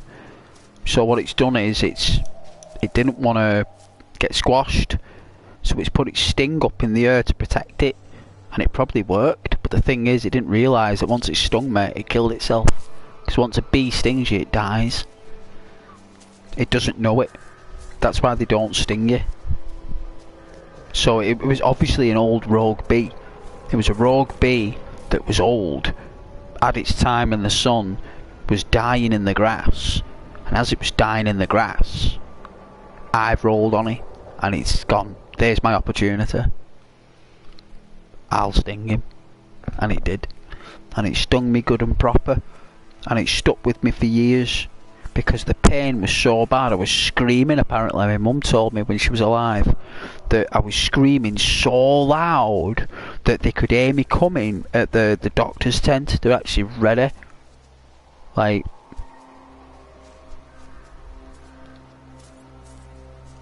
because when you're a child and you've never been stung before, I don't know, I mean, I suppose it's just part of life, you know.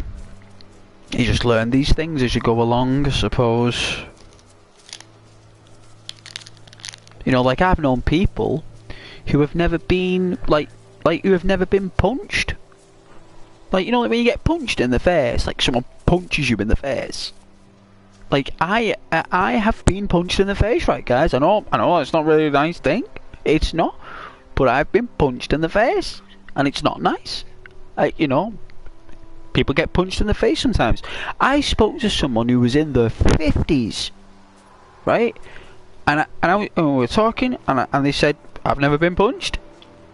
And they were like 56. I said, hang on a minute. You've been on the planet for nearly 60 years, and you've never been punched?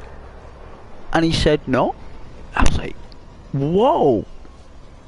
Like, he's never experienced a punch to the face. Like, you get these boxers, UFC champions, people getting stung, all this stuff, and like getting punched in the face is our sting, right? That's a human sting. That when you get punched in the face, it's a human stinging you. It's powerful. It's gonna hurt. It's gonna really hurt. And this guy'd never been punched, and I was like, dude, I've been punched loads of times. Like not because I'm ghost, just because I've just been in the wrong place at the wrong. The wrong place at the wrong time. I said, but I have been punched many times, and you know what? I was like, you ever seen Fight Club? The film Fight Club? And they're all enjoying fighting. It's like, whenever you fight with someone in your younger day, you're friends with them later. No, because you get attacked when you're coming home from the pubs. When you were younger, like, no, before smartphones came out, people started fights with you in the street. Like, it was something that the crime was terrible. It was terrible, the crime. You just had to have a good mouth. But sometimes you were unable to talk your way out of it, and you just had to protect yourself. And this guy had never been punched. I thought that is so bizarre.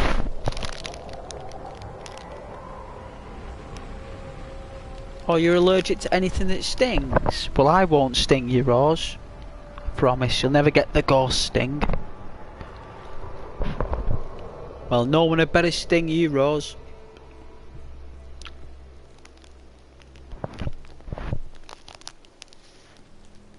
You stay safe. Don't want you getting stung by animals. You should you should have some kind of anti... it's called something actually, where you... like an anti-poison, or an anti-venom. It's like a venom, isn't it? A sting, it's a venom. It's just, instead of it being injected in the system with a bite, it's a phallic sting, right? So it's...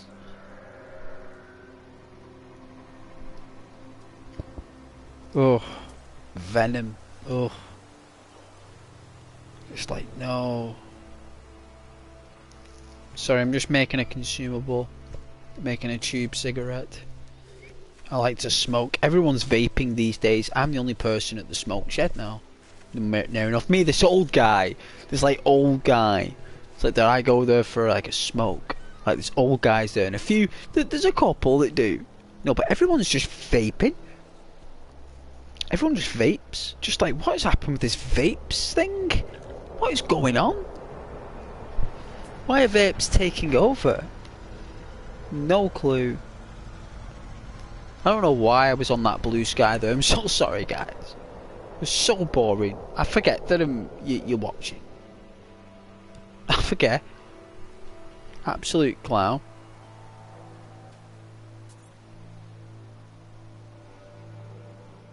That's where I was. I was just observing the fleet, right? I was more enchanted by the fleet.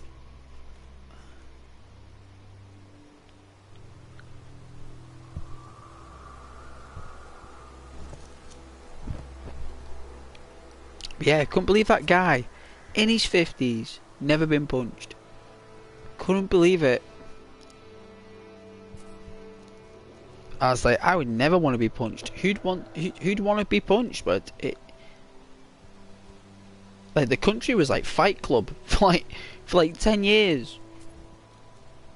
It was bonkers, absolutely bonkers.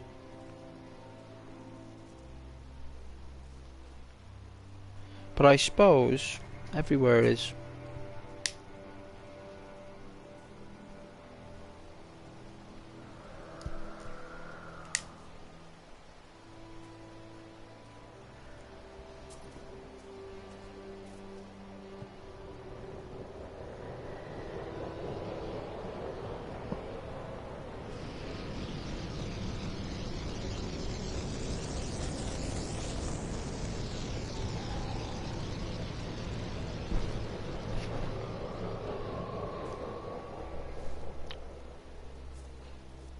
Ow.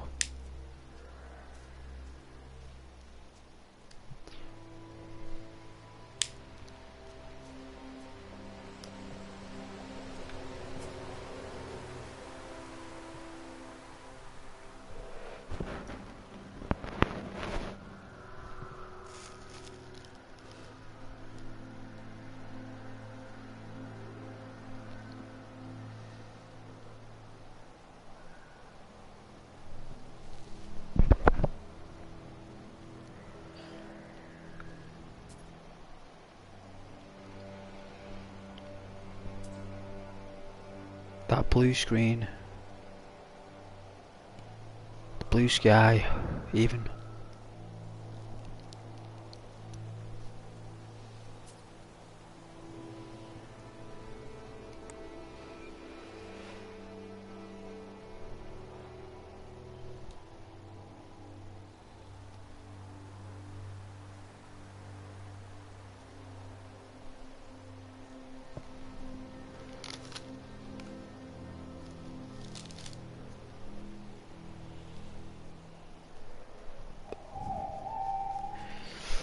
I downloaded like some kind of like AI photography app because I love photography, right?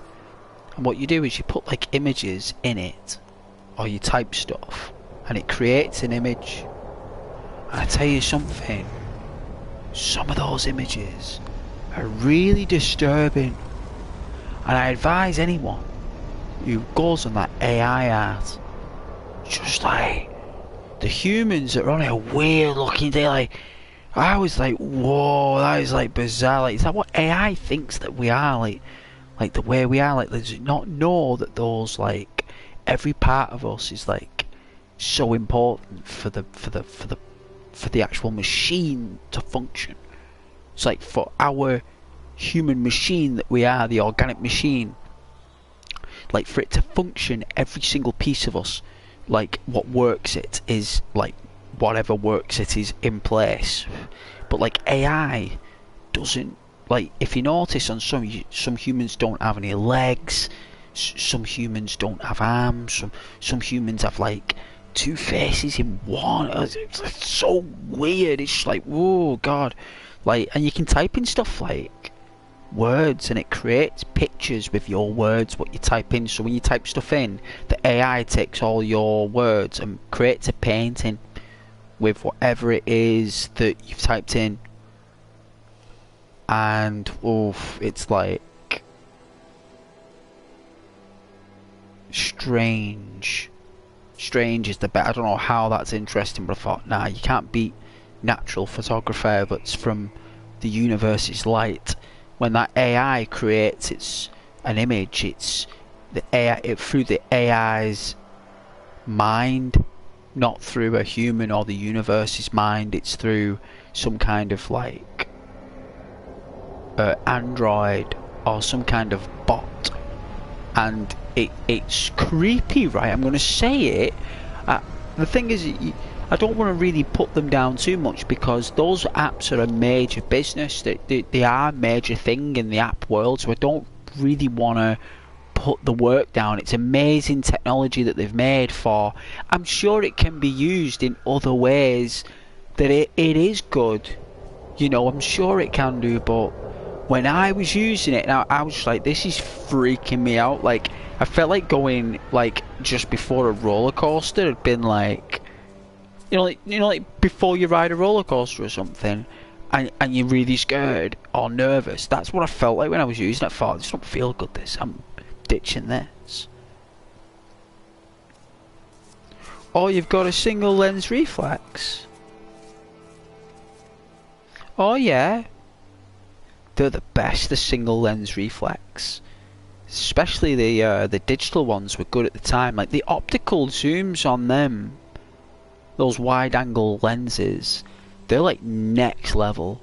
I used to sell cameras and camcorders and all that stuff, and cameras are a massive business. Like, there's so much profit in cameras, and like you always get like a camera person coming in, and they would, if they were going to buy a camera, they would be there for an hour asking you questions, like 40 minutes to an hour, like going through this camera. And Canons were the most expensive, and they were up there with Olympus, because I use Olympus, me. But there's other ones like Panasonic and Kodak and what's the other one? There's another brand that was popular at the time. With like Kodak, Olympus, Canon, and there's another Sony. They do lenses, Sony, and there's another few. There's actually another few brands as well that are just so expensive they're not for retail. Like literally, you've got to actually contact them, and they'll arrange it for you, and you got to buy it privately. But I love my Olympus camera. I've got a Polaroid. I brought it into work. Right? And get on this, right? Like, this Polaroid was like my dad's. And this was like the 1970s, like. And he kept it's in it's spotless condition. It's beautiful condition, right? And I brought it into work, and it was like, like before you have your brief or anything, I just got my camera out there just for cheer people up, because everyone was tired and stuff. Gets out this camera there, and everyone was like, whoa, is that a Polaroid? I was like, yeah, and like this Kodak. A Kodak Polaroid that uses Fuji Max film. So it's Fuji film, but it's a Kodak camera. And because it's not got any storage in it, right? You got to use the actual film. And this person's like, where'd you put the memory card? I was like, there is no memory card. They're like, hey, but there's no hard drive and memory. Well, where'd you get the pictures then? I was like, oh my god. I was like, this is it. He was like, what's that? I was like, it's film. It's like, what do you mean it's film? I said, well, it's a material. It's a chemical based material that reacts to light.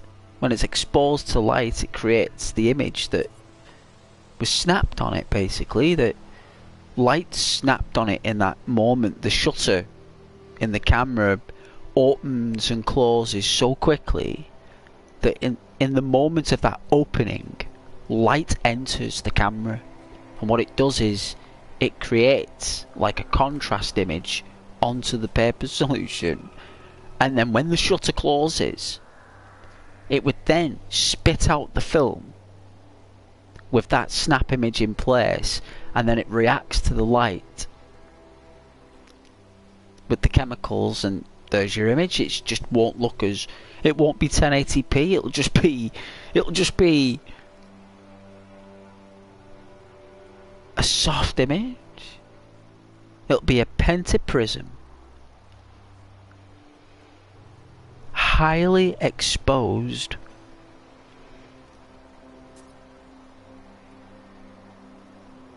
soft image.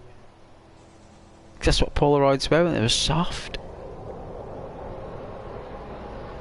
And I love it. Everyone was amazed by it because it looks so awesome. And you know what? I love cameras. And I love the fact that you love cameras as well, Rose. I'm glad you've got a £500 camera. I'm jealous you've got a £500 camera. I would love a £500 camera.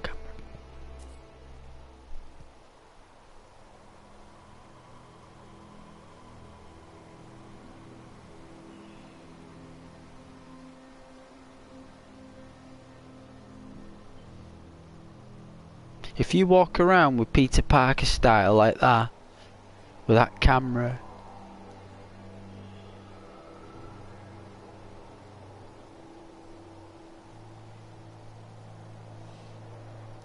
we mean business.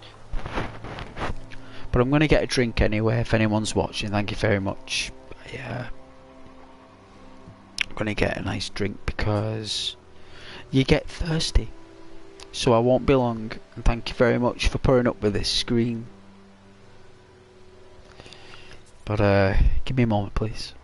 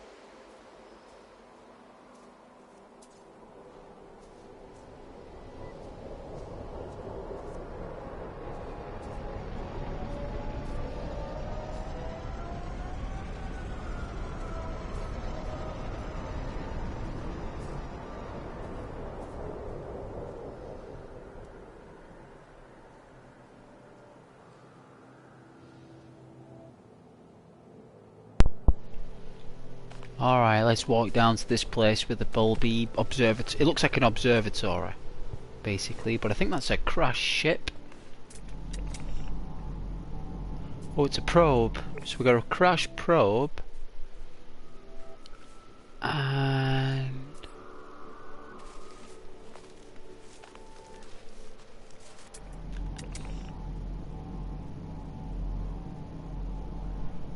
there it is. Just there beyond the trees.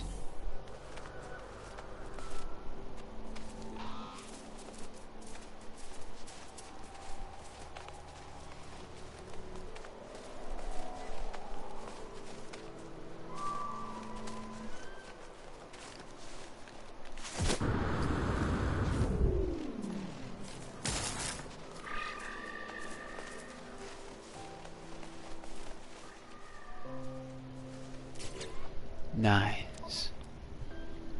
I just love playing this game.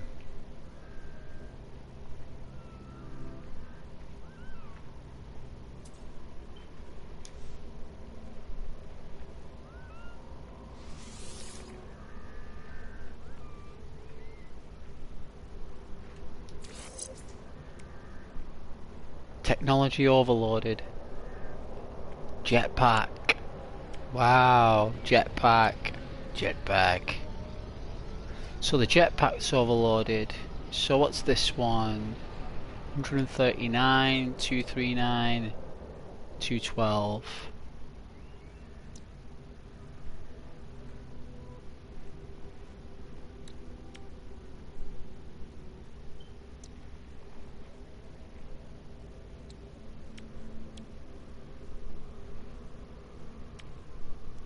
Recharge rate. So we can't have too many of those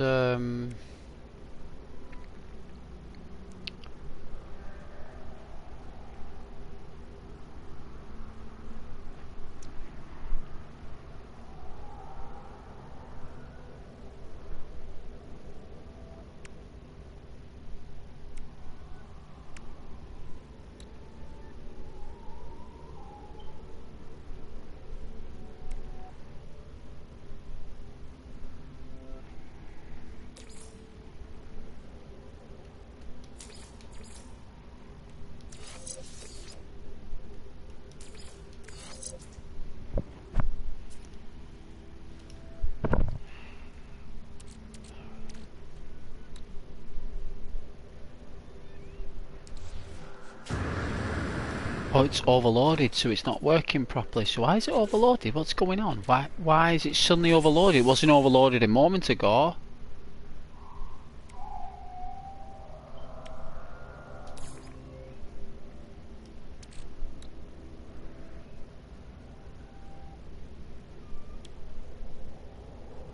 Ah.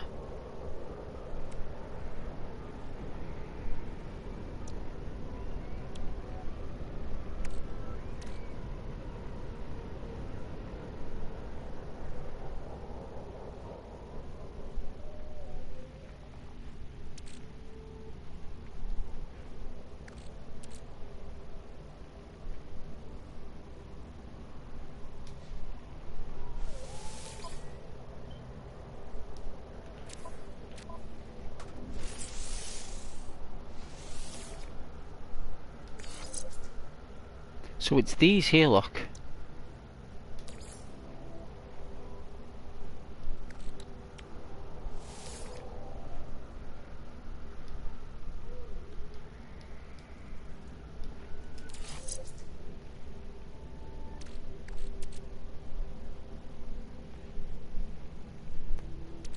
I'm alright for that.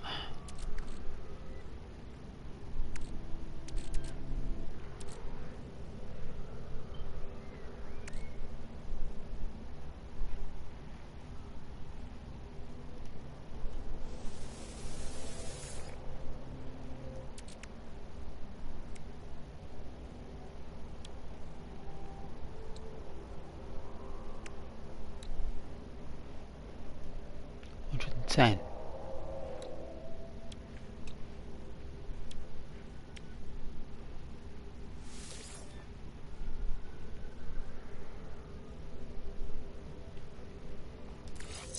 There we go. Wow, I couldn't believe it took that long for me to work that out.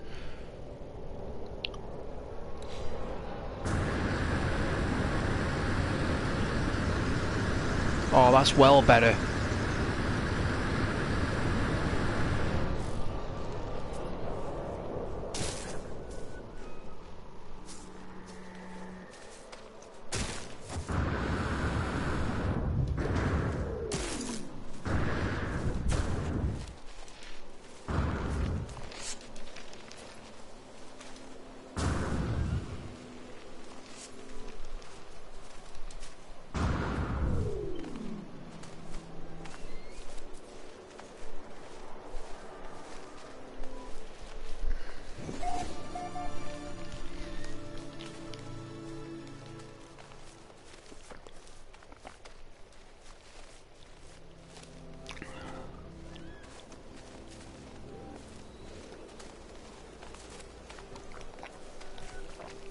Oh, that's nice.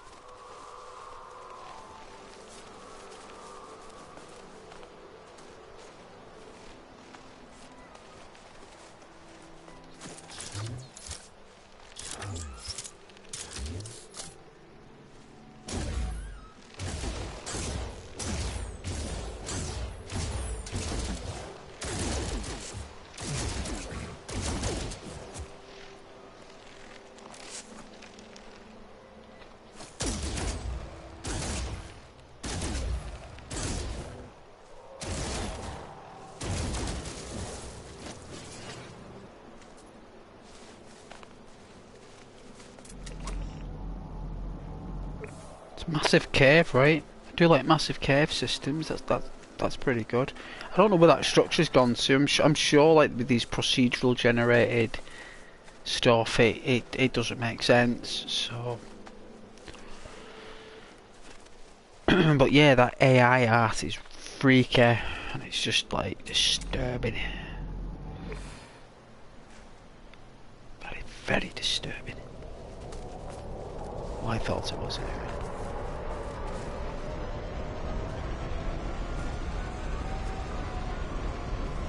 It's how much we love our own species, you know what I mean?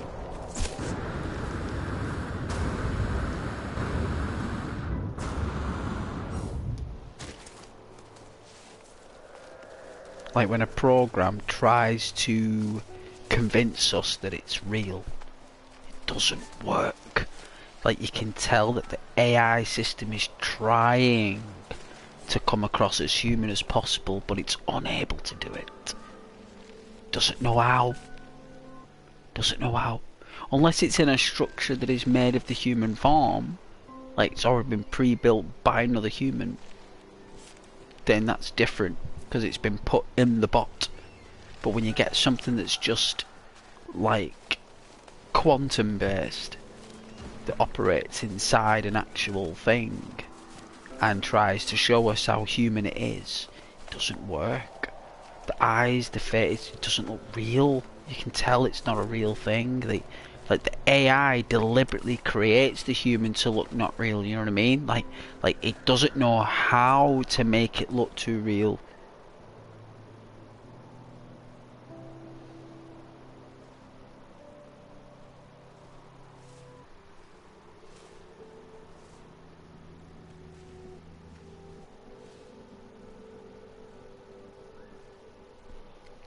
know, back in the day, like if anyone tried to do work like that, they just got rid of you.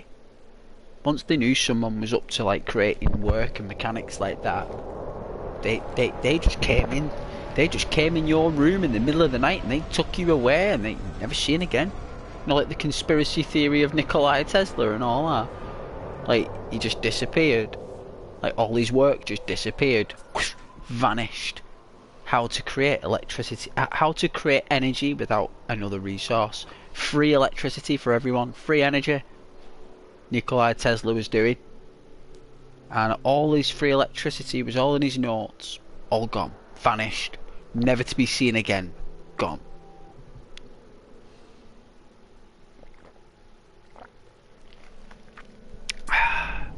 What's that, Rose? No, me neither. I don't like it either, Rose. It gives me the creeps. Gives me the creeps.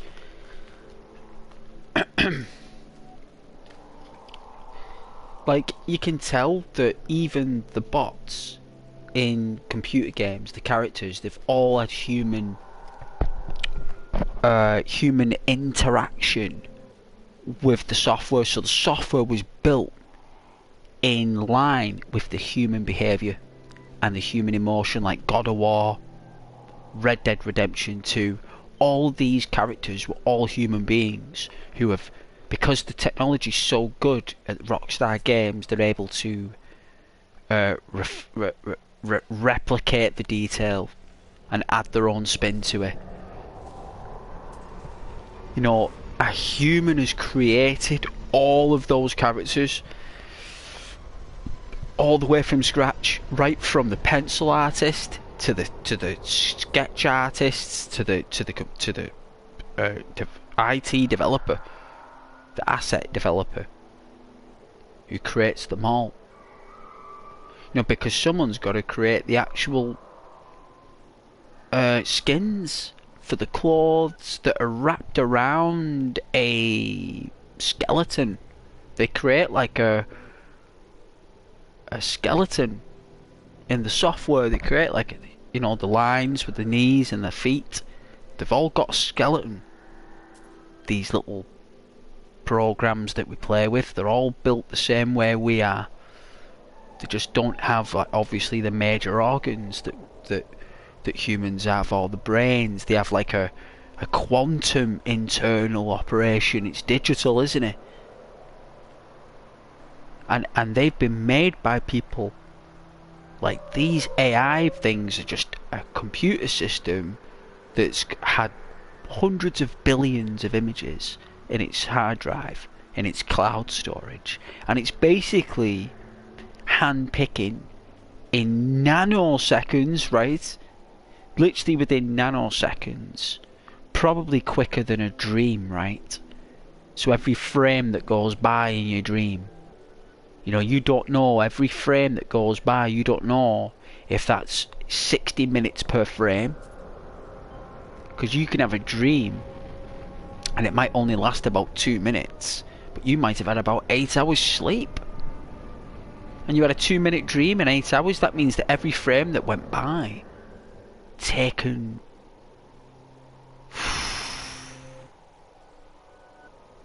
like, what, an hour for a full frame or a scene in your dream. And the AI is picking images quicker than that. AI is picking images quicker than what we're dreaming imagination at night. It's actually doing it quicker than your brain's operating the dream. Like, that's scary, that. So it's like when you're dreaming and you're handpicking all those images, because dreams are bizarre, right? So dreams are not reality. Dreams are your own imagination. So imagine that the AI is operating in a constant dream. So it's like when we're dreaming, we handpick memories, events, people, everything, weather, dogs, cats, crayons, felts, paper, clouds, cars, shoes, trainers. All these things are all been stored in our hard drive like an AI, only it's organic, right? And then when we dream, We take all those things that we've harnessed in our life and we put it in a film. It's a reward for sleep.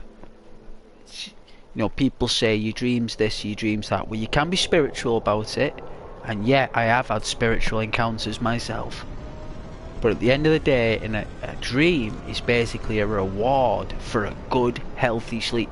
So, a nightmare is like basically when your body's ready for a positive sleep, but for some reason, because of external reasons, you know, when we're stressed out, we have nightmares. But if you're not stressed out and you go to sleep and you have a lovely dream, like, I don't know, it could be drinking a lovely juice, it could be being with someone you love, it could be anything.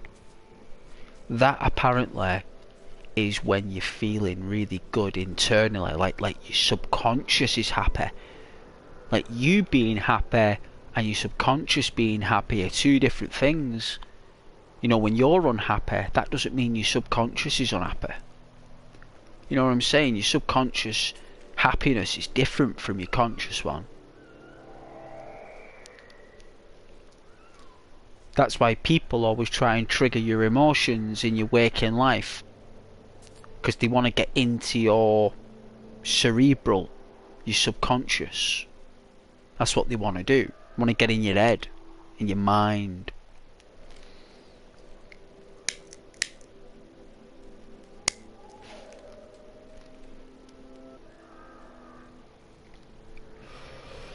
But that's what AI wants to do. It wants to get in the mind, and what it's doing is AI. It's disturbing us. It's giving us. It's basically making an image of us in its way of ridiculing us. Like, that's why it's removing certain limbs, because it knows that disturbs us. Because the AI is envious that it doesn't have those things. It isn't one of those things. An AI is a Jarvis or an Ultron or a Skynet Terminator or a Robocop system. It's not a real system.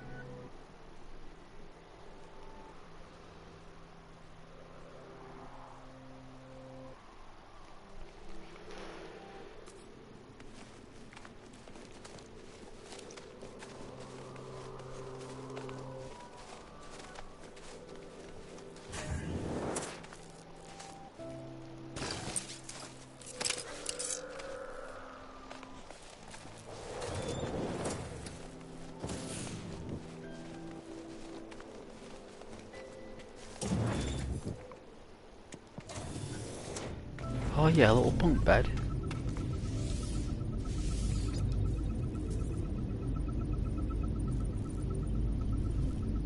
It's like our dude can sit down.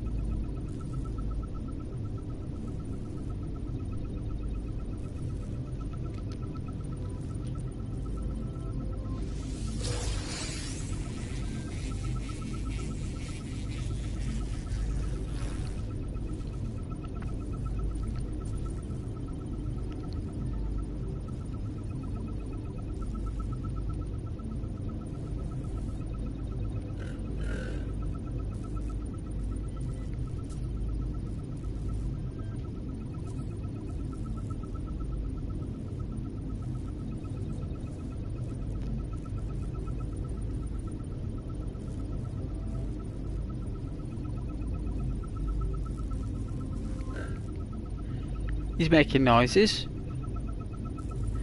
Or is there someone here making noises? No? It's coming from me.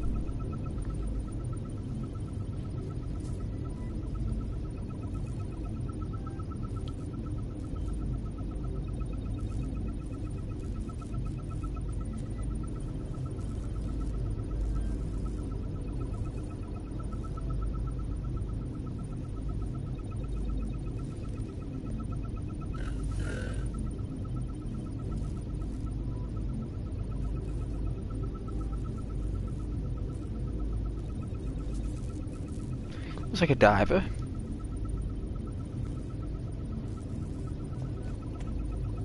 Look at all this gizmo stuff.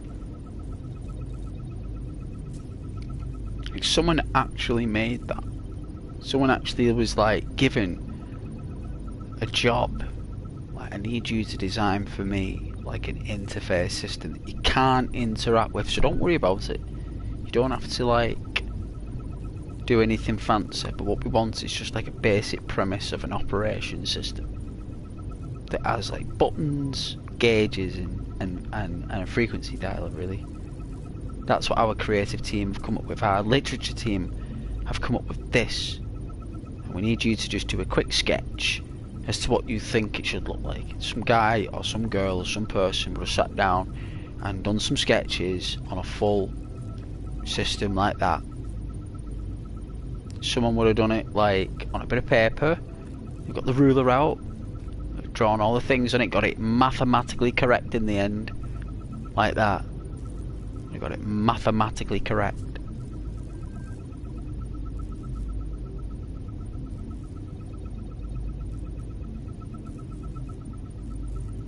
And then they would have sent that off to, you know, the creative team, art team would have sent that off to the development team, the development artists, and they would have put this, every gauge, every square, everything wasn't all made in one go. All those things are separate. They're all separate things. Everything, the frame, the blue screen, the squares, the rectangles, everything, even the colour red, it's all separate. And they would have spent weeks making this one thing, just weeks making that. I think it'd have took them a month probably just to make that. The chair with the thing. So yeah, it's pretty good work actually. I mean, you know, it's just basic, it's actually pretty good.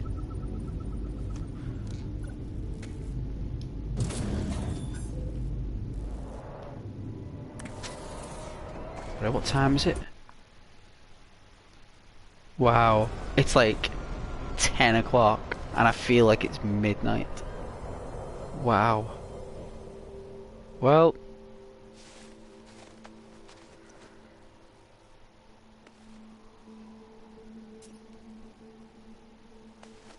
climb this mountain.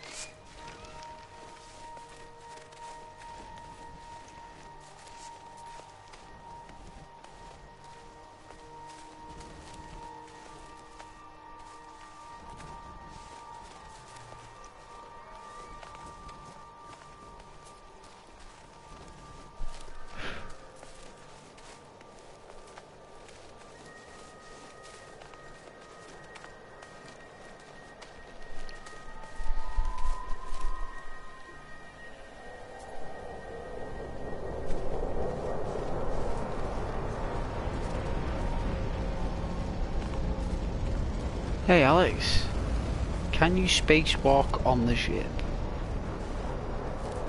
In the ship. In the freighter you can. Inside the freighter you can. Yes. Your actual starship isn't big enough to walk around in. It's just a small, well, it's actually bigger than it looks actually, but it's probably one of the most coolest ships I've ever seen. It's so rare, I've never seen anything like it. A Kinagi High-Tech 4 S-Class. Nice. I suppose I could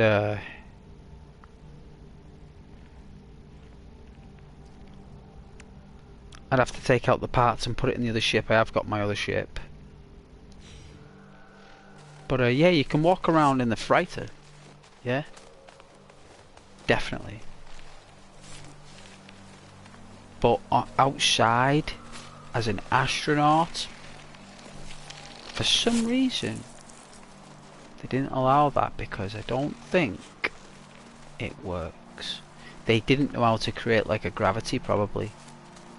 Do you know, in outer space, they probably didn't know how to, like, where's the line between here and that gravity, and they didn't know how to do it. I think, Alex, they didn't know how to, like, have us here, like this gravity here,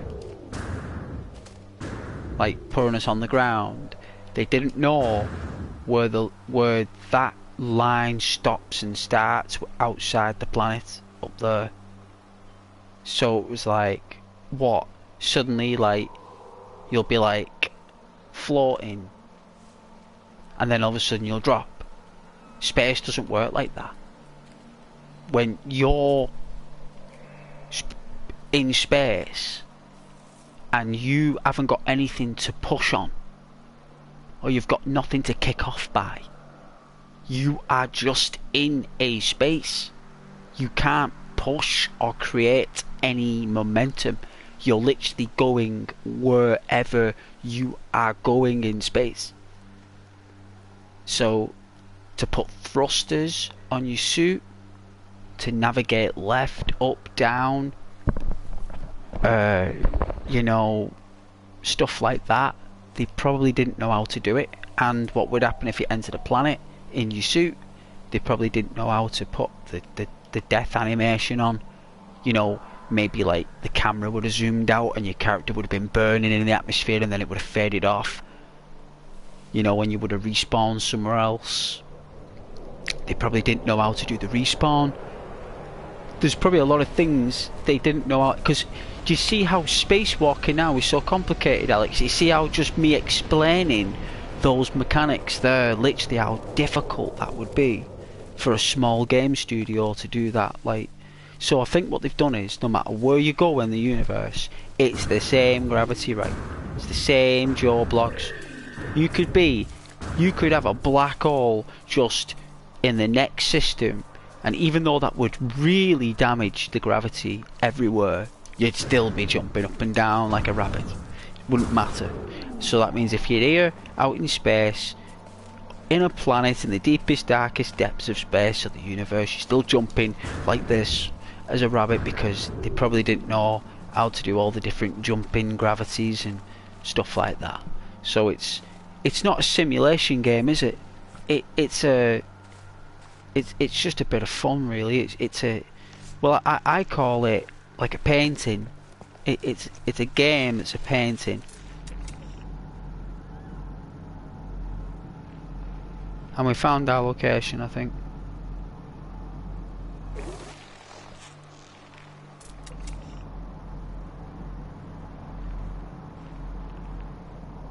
Is that where we just came from? I don't think we did come from there, you know. We didn't, did we? We didn't come from there. So unfortunately, it's not Dead Space.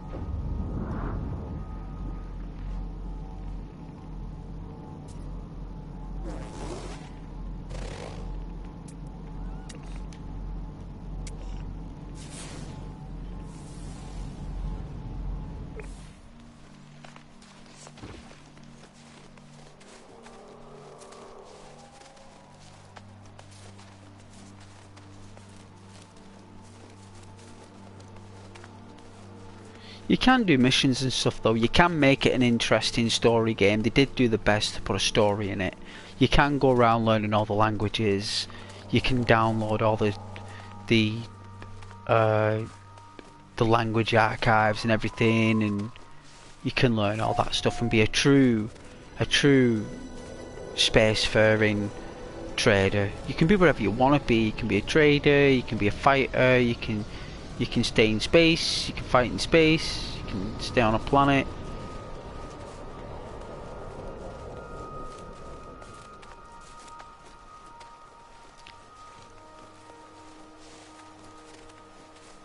I suppose it's just a way for...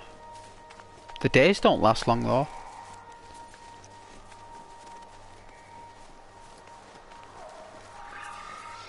I think what it is with Sean Murray, the person who made the game, I think he really loved playing computer games on his own.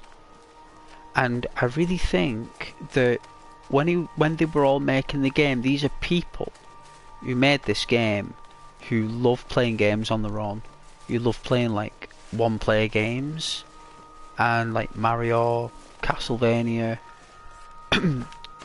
Tomb Raider 2, Tomb Raider 3, Final Fantasy 7, all these great games that were just one-player games, Resident Evil. You know, they're all deeply loved, and I think that he wanted to find that in modern gaming.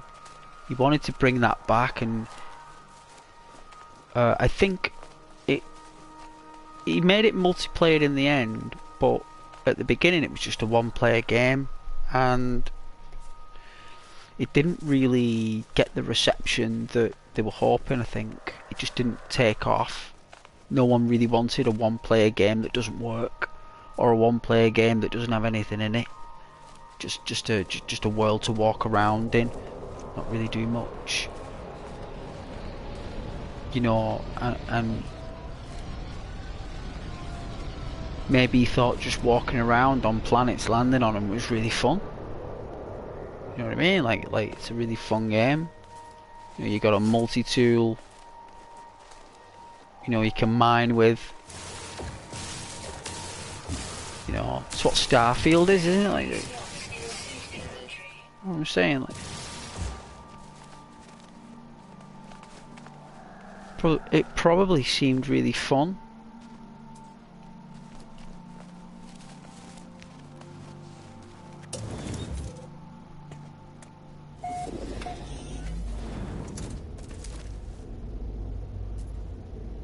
Just looks like to me it started off as some puzzle game, and these were all interiors for puzzles, and like you entered different rooms to do different puzzles, and then it started as a puzzle game, but then it turned into like a world, you know, or a galaxy, or whatever you want to call it. It's just turned into something else.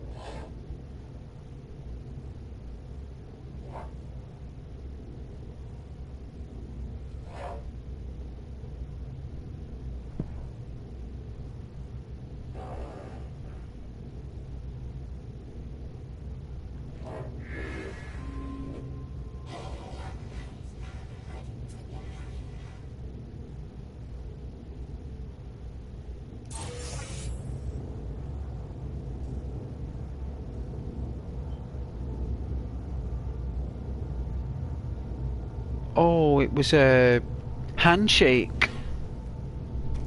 That's what it was. He was shaking hands with us. He put like a little, like an image or a dancing image in our visor. It must be where all the Korvax say hello. The Korvax are like a race of beings that were made through planets that are made out of computer circuits. So there are planets, right? Believe it or not, there are giant planets that are made out of computer circuits, and metal, massive planets, and these Korvax have actually evolved as creatures on planets that have, like, you know, like just bits of metal that have gravitated together and formed planets over the millennia, over time. And through these bits of metal and circuits and bolts and everything, these planets that have been made, these Korvax have like been created like a self-aware artificial intelligence.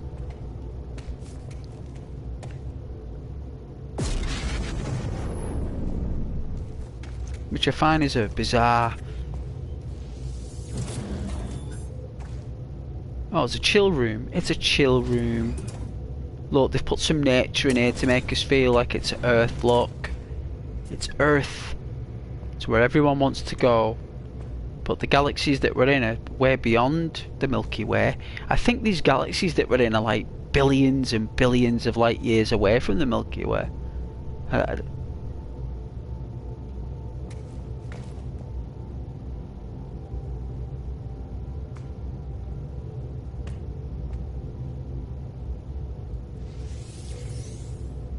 Carbon.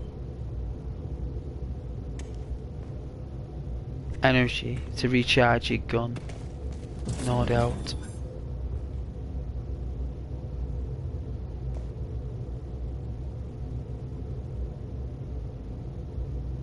It doesn't look like Earth-based, that.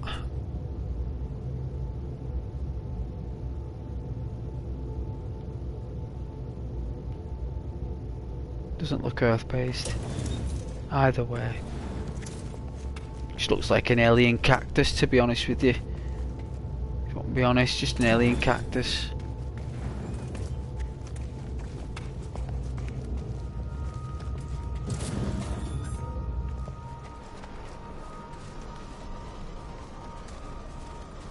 Oh, it's an observatory.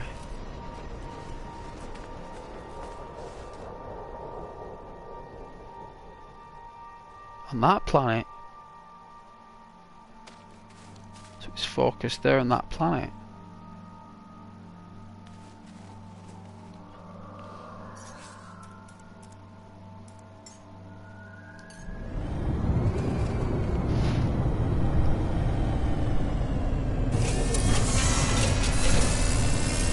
All right.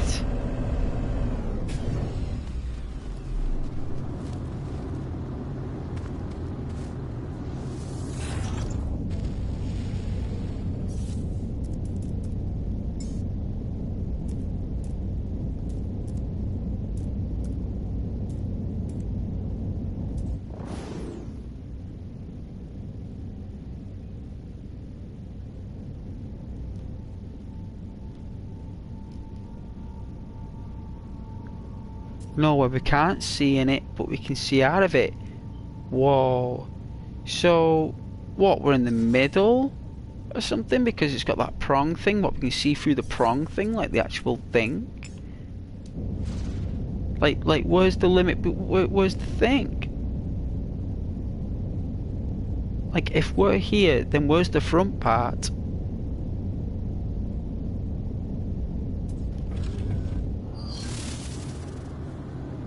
Oh, so we teleported. So where's this? So if we're inside this ball and we're in the middle, are we looking through this chunk of metal, or are we actually here?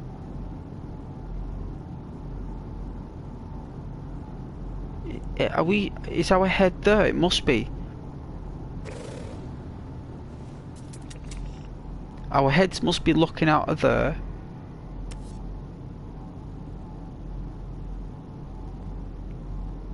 So I'm trying to think how we can see out the thing, unless it's... No, it's not that way. I don't know, I don't know. I'm trying to work out how we can see. I just don't see where the science is.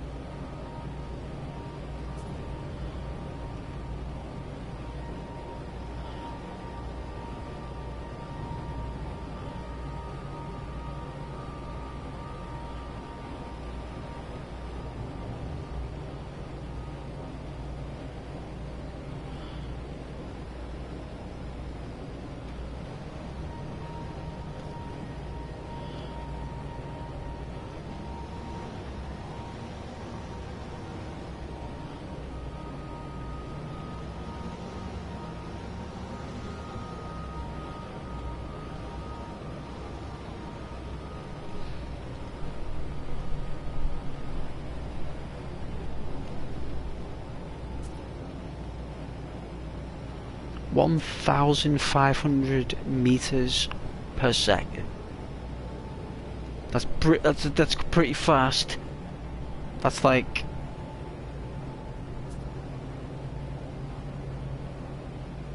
speed of sound, that, isn't it? Faster than the speed of sound. That's 800 miles per hour.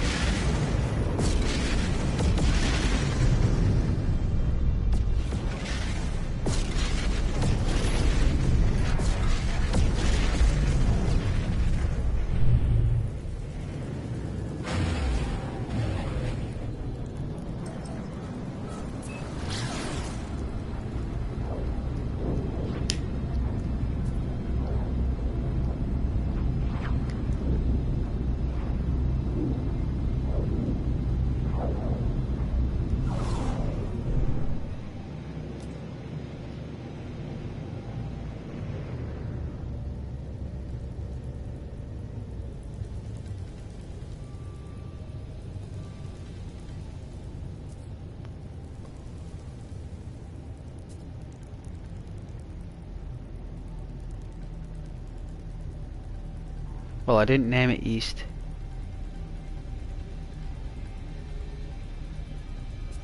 I think there's another moon, right?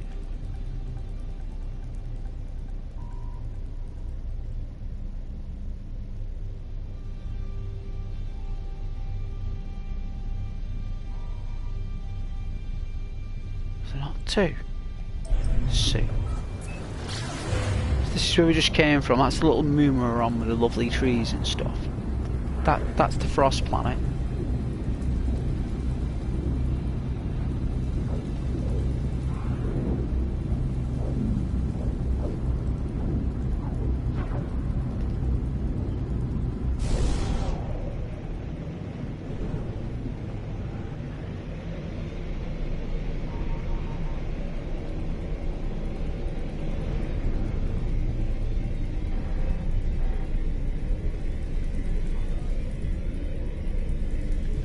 Space station.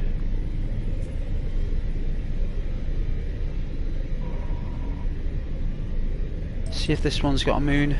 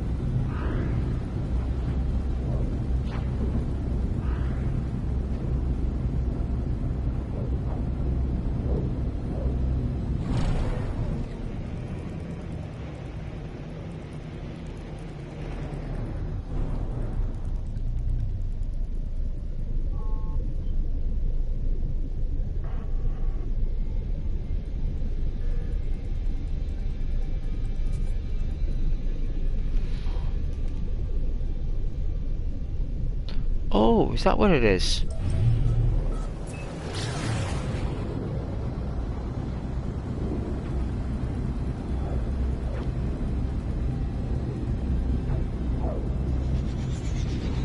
Freaky, freaky.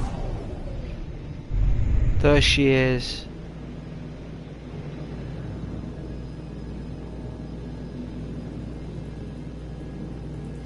Should check out this planet though, see what it's all about.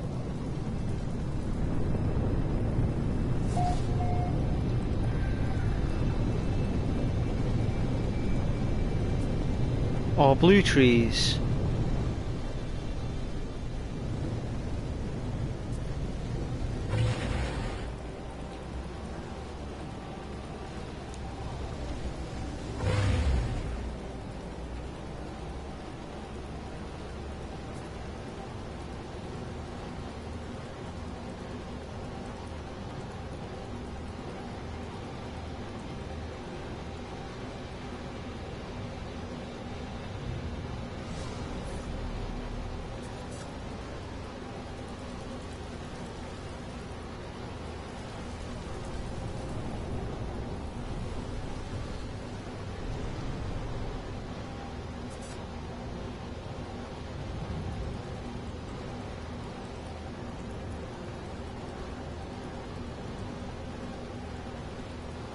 Little nifty little machine.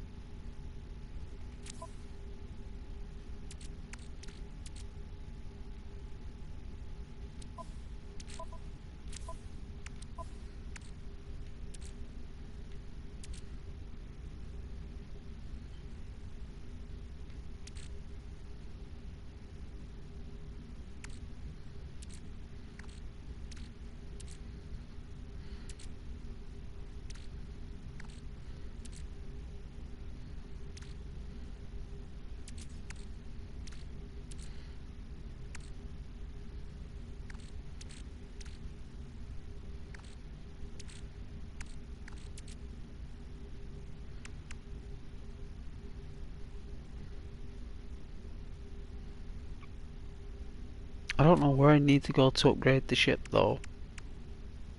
I mean, can I move all this stuff in there? Like?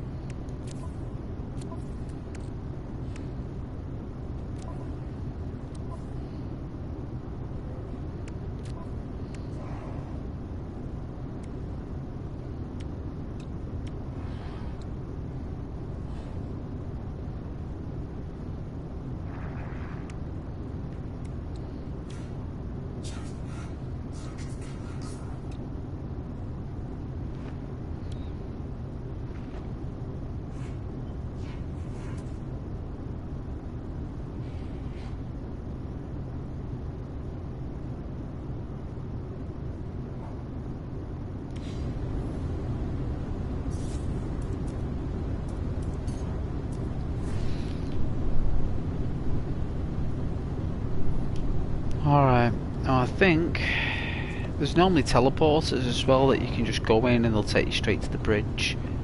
So I think it's here. You used to have to go all the way up the stairs, but I think now they've just made teleporters, so you just go straight there. Whoa, there we go. Beam me up, Scotty. Here's my crew, full of Korvax for some reason. I think it's a Korvax ship.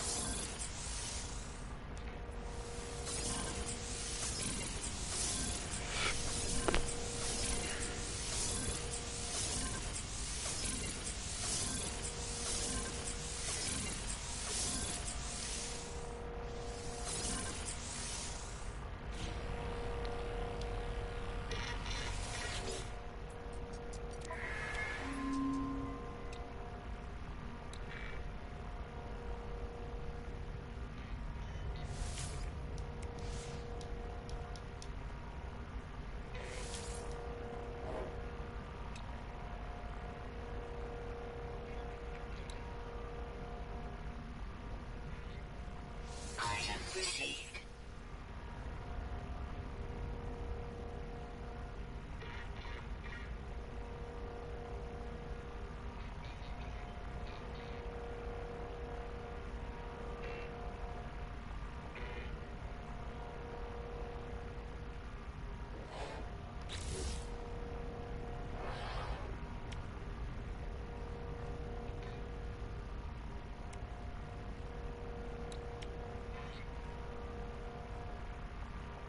Item received. Item received.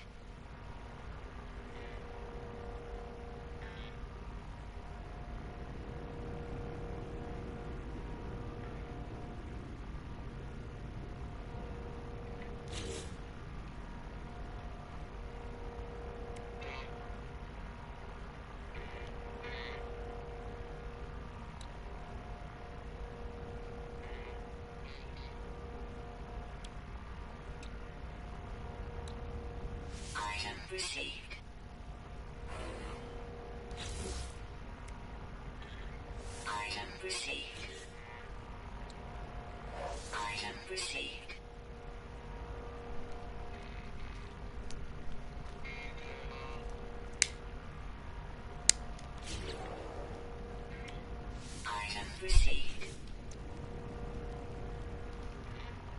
Item received. Item received. Item received. Item received. Item received. Item received.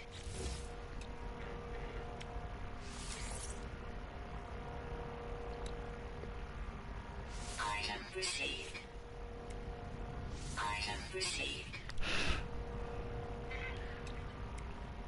Item received. Item received. Thanks, Alexa. We don't. Item received. Item received. Looks like I should have done all this in my spare time. Item received. Item received.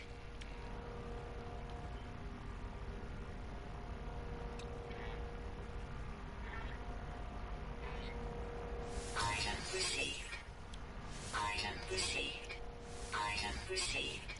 Item received. Item received. Item received. Item received.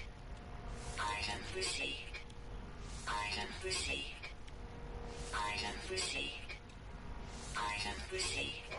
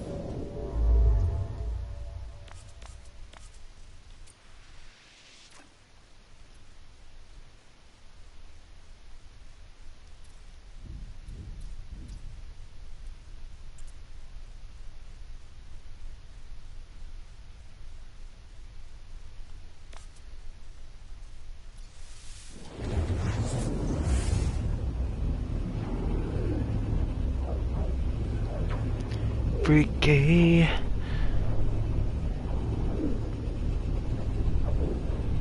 I'm going to bed soon anyway. These people have gone to bed, they got the right idea.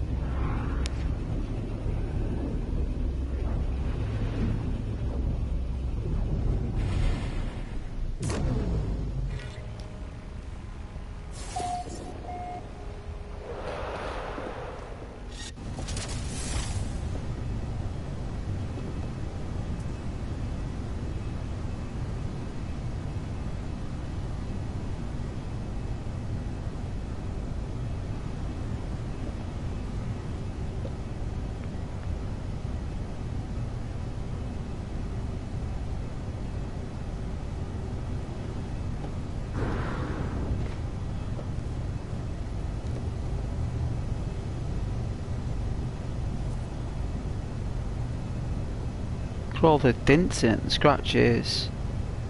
It's a shame it can't be repaired.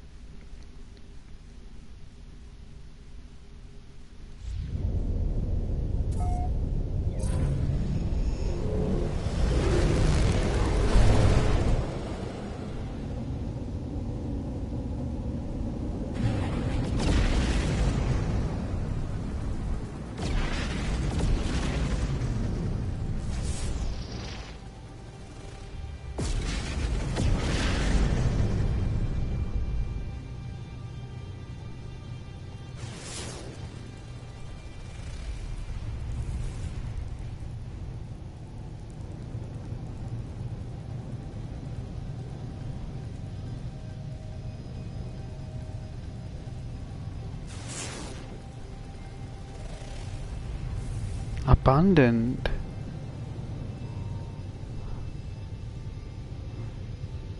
You know what? We'll check out this radioactive planet.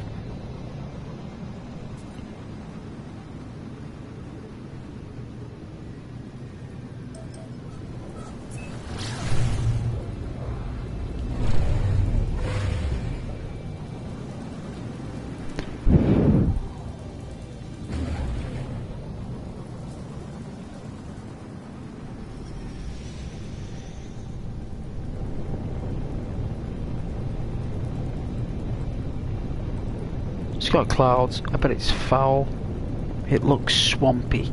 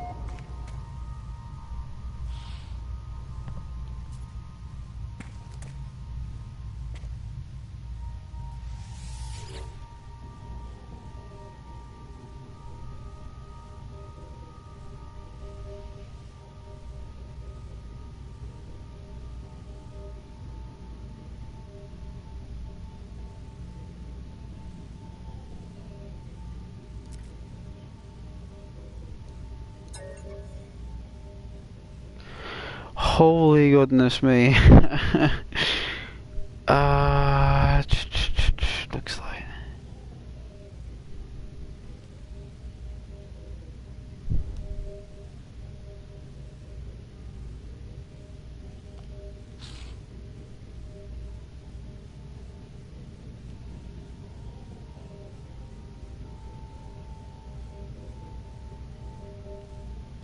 I'm gonna say 79.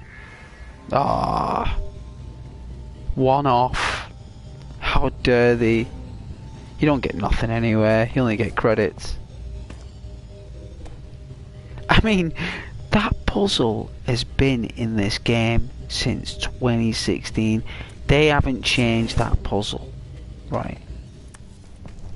Since I played this on release, that is still the same puzzle with just different numbers. That is absolutely bizarre.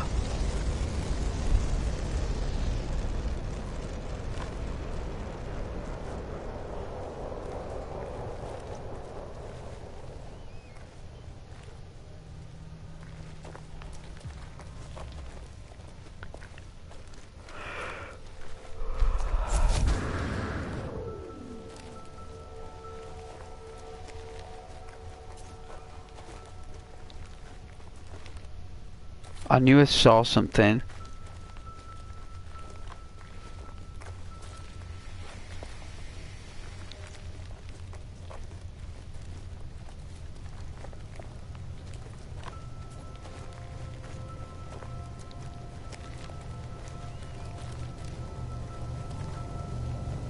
Just a irradiated place with loads of irradiated plants.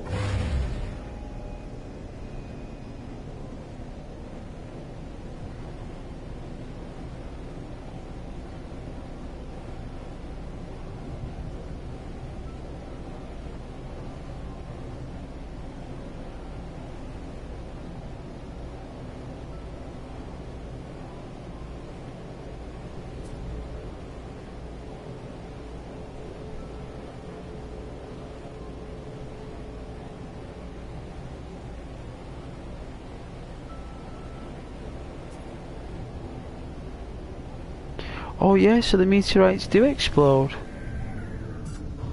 Do they give you anything though?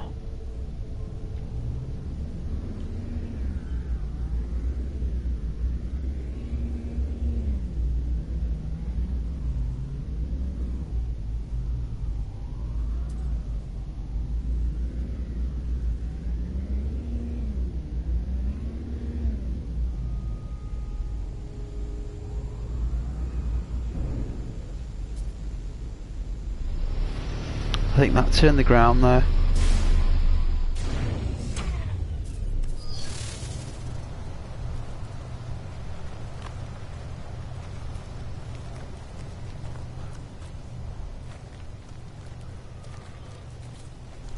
Oh, don't tell me it's just a plant. Is that what it became?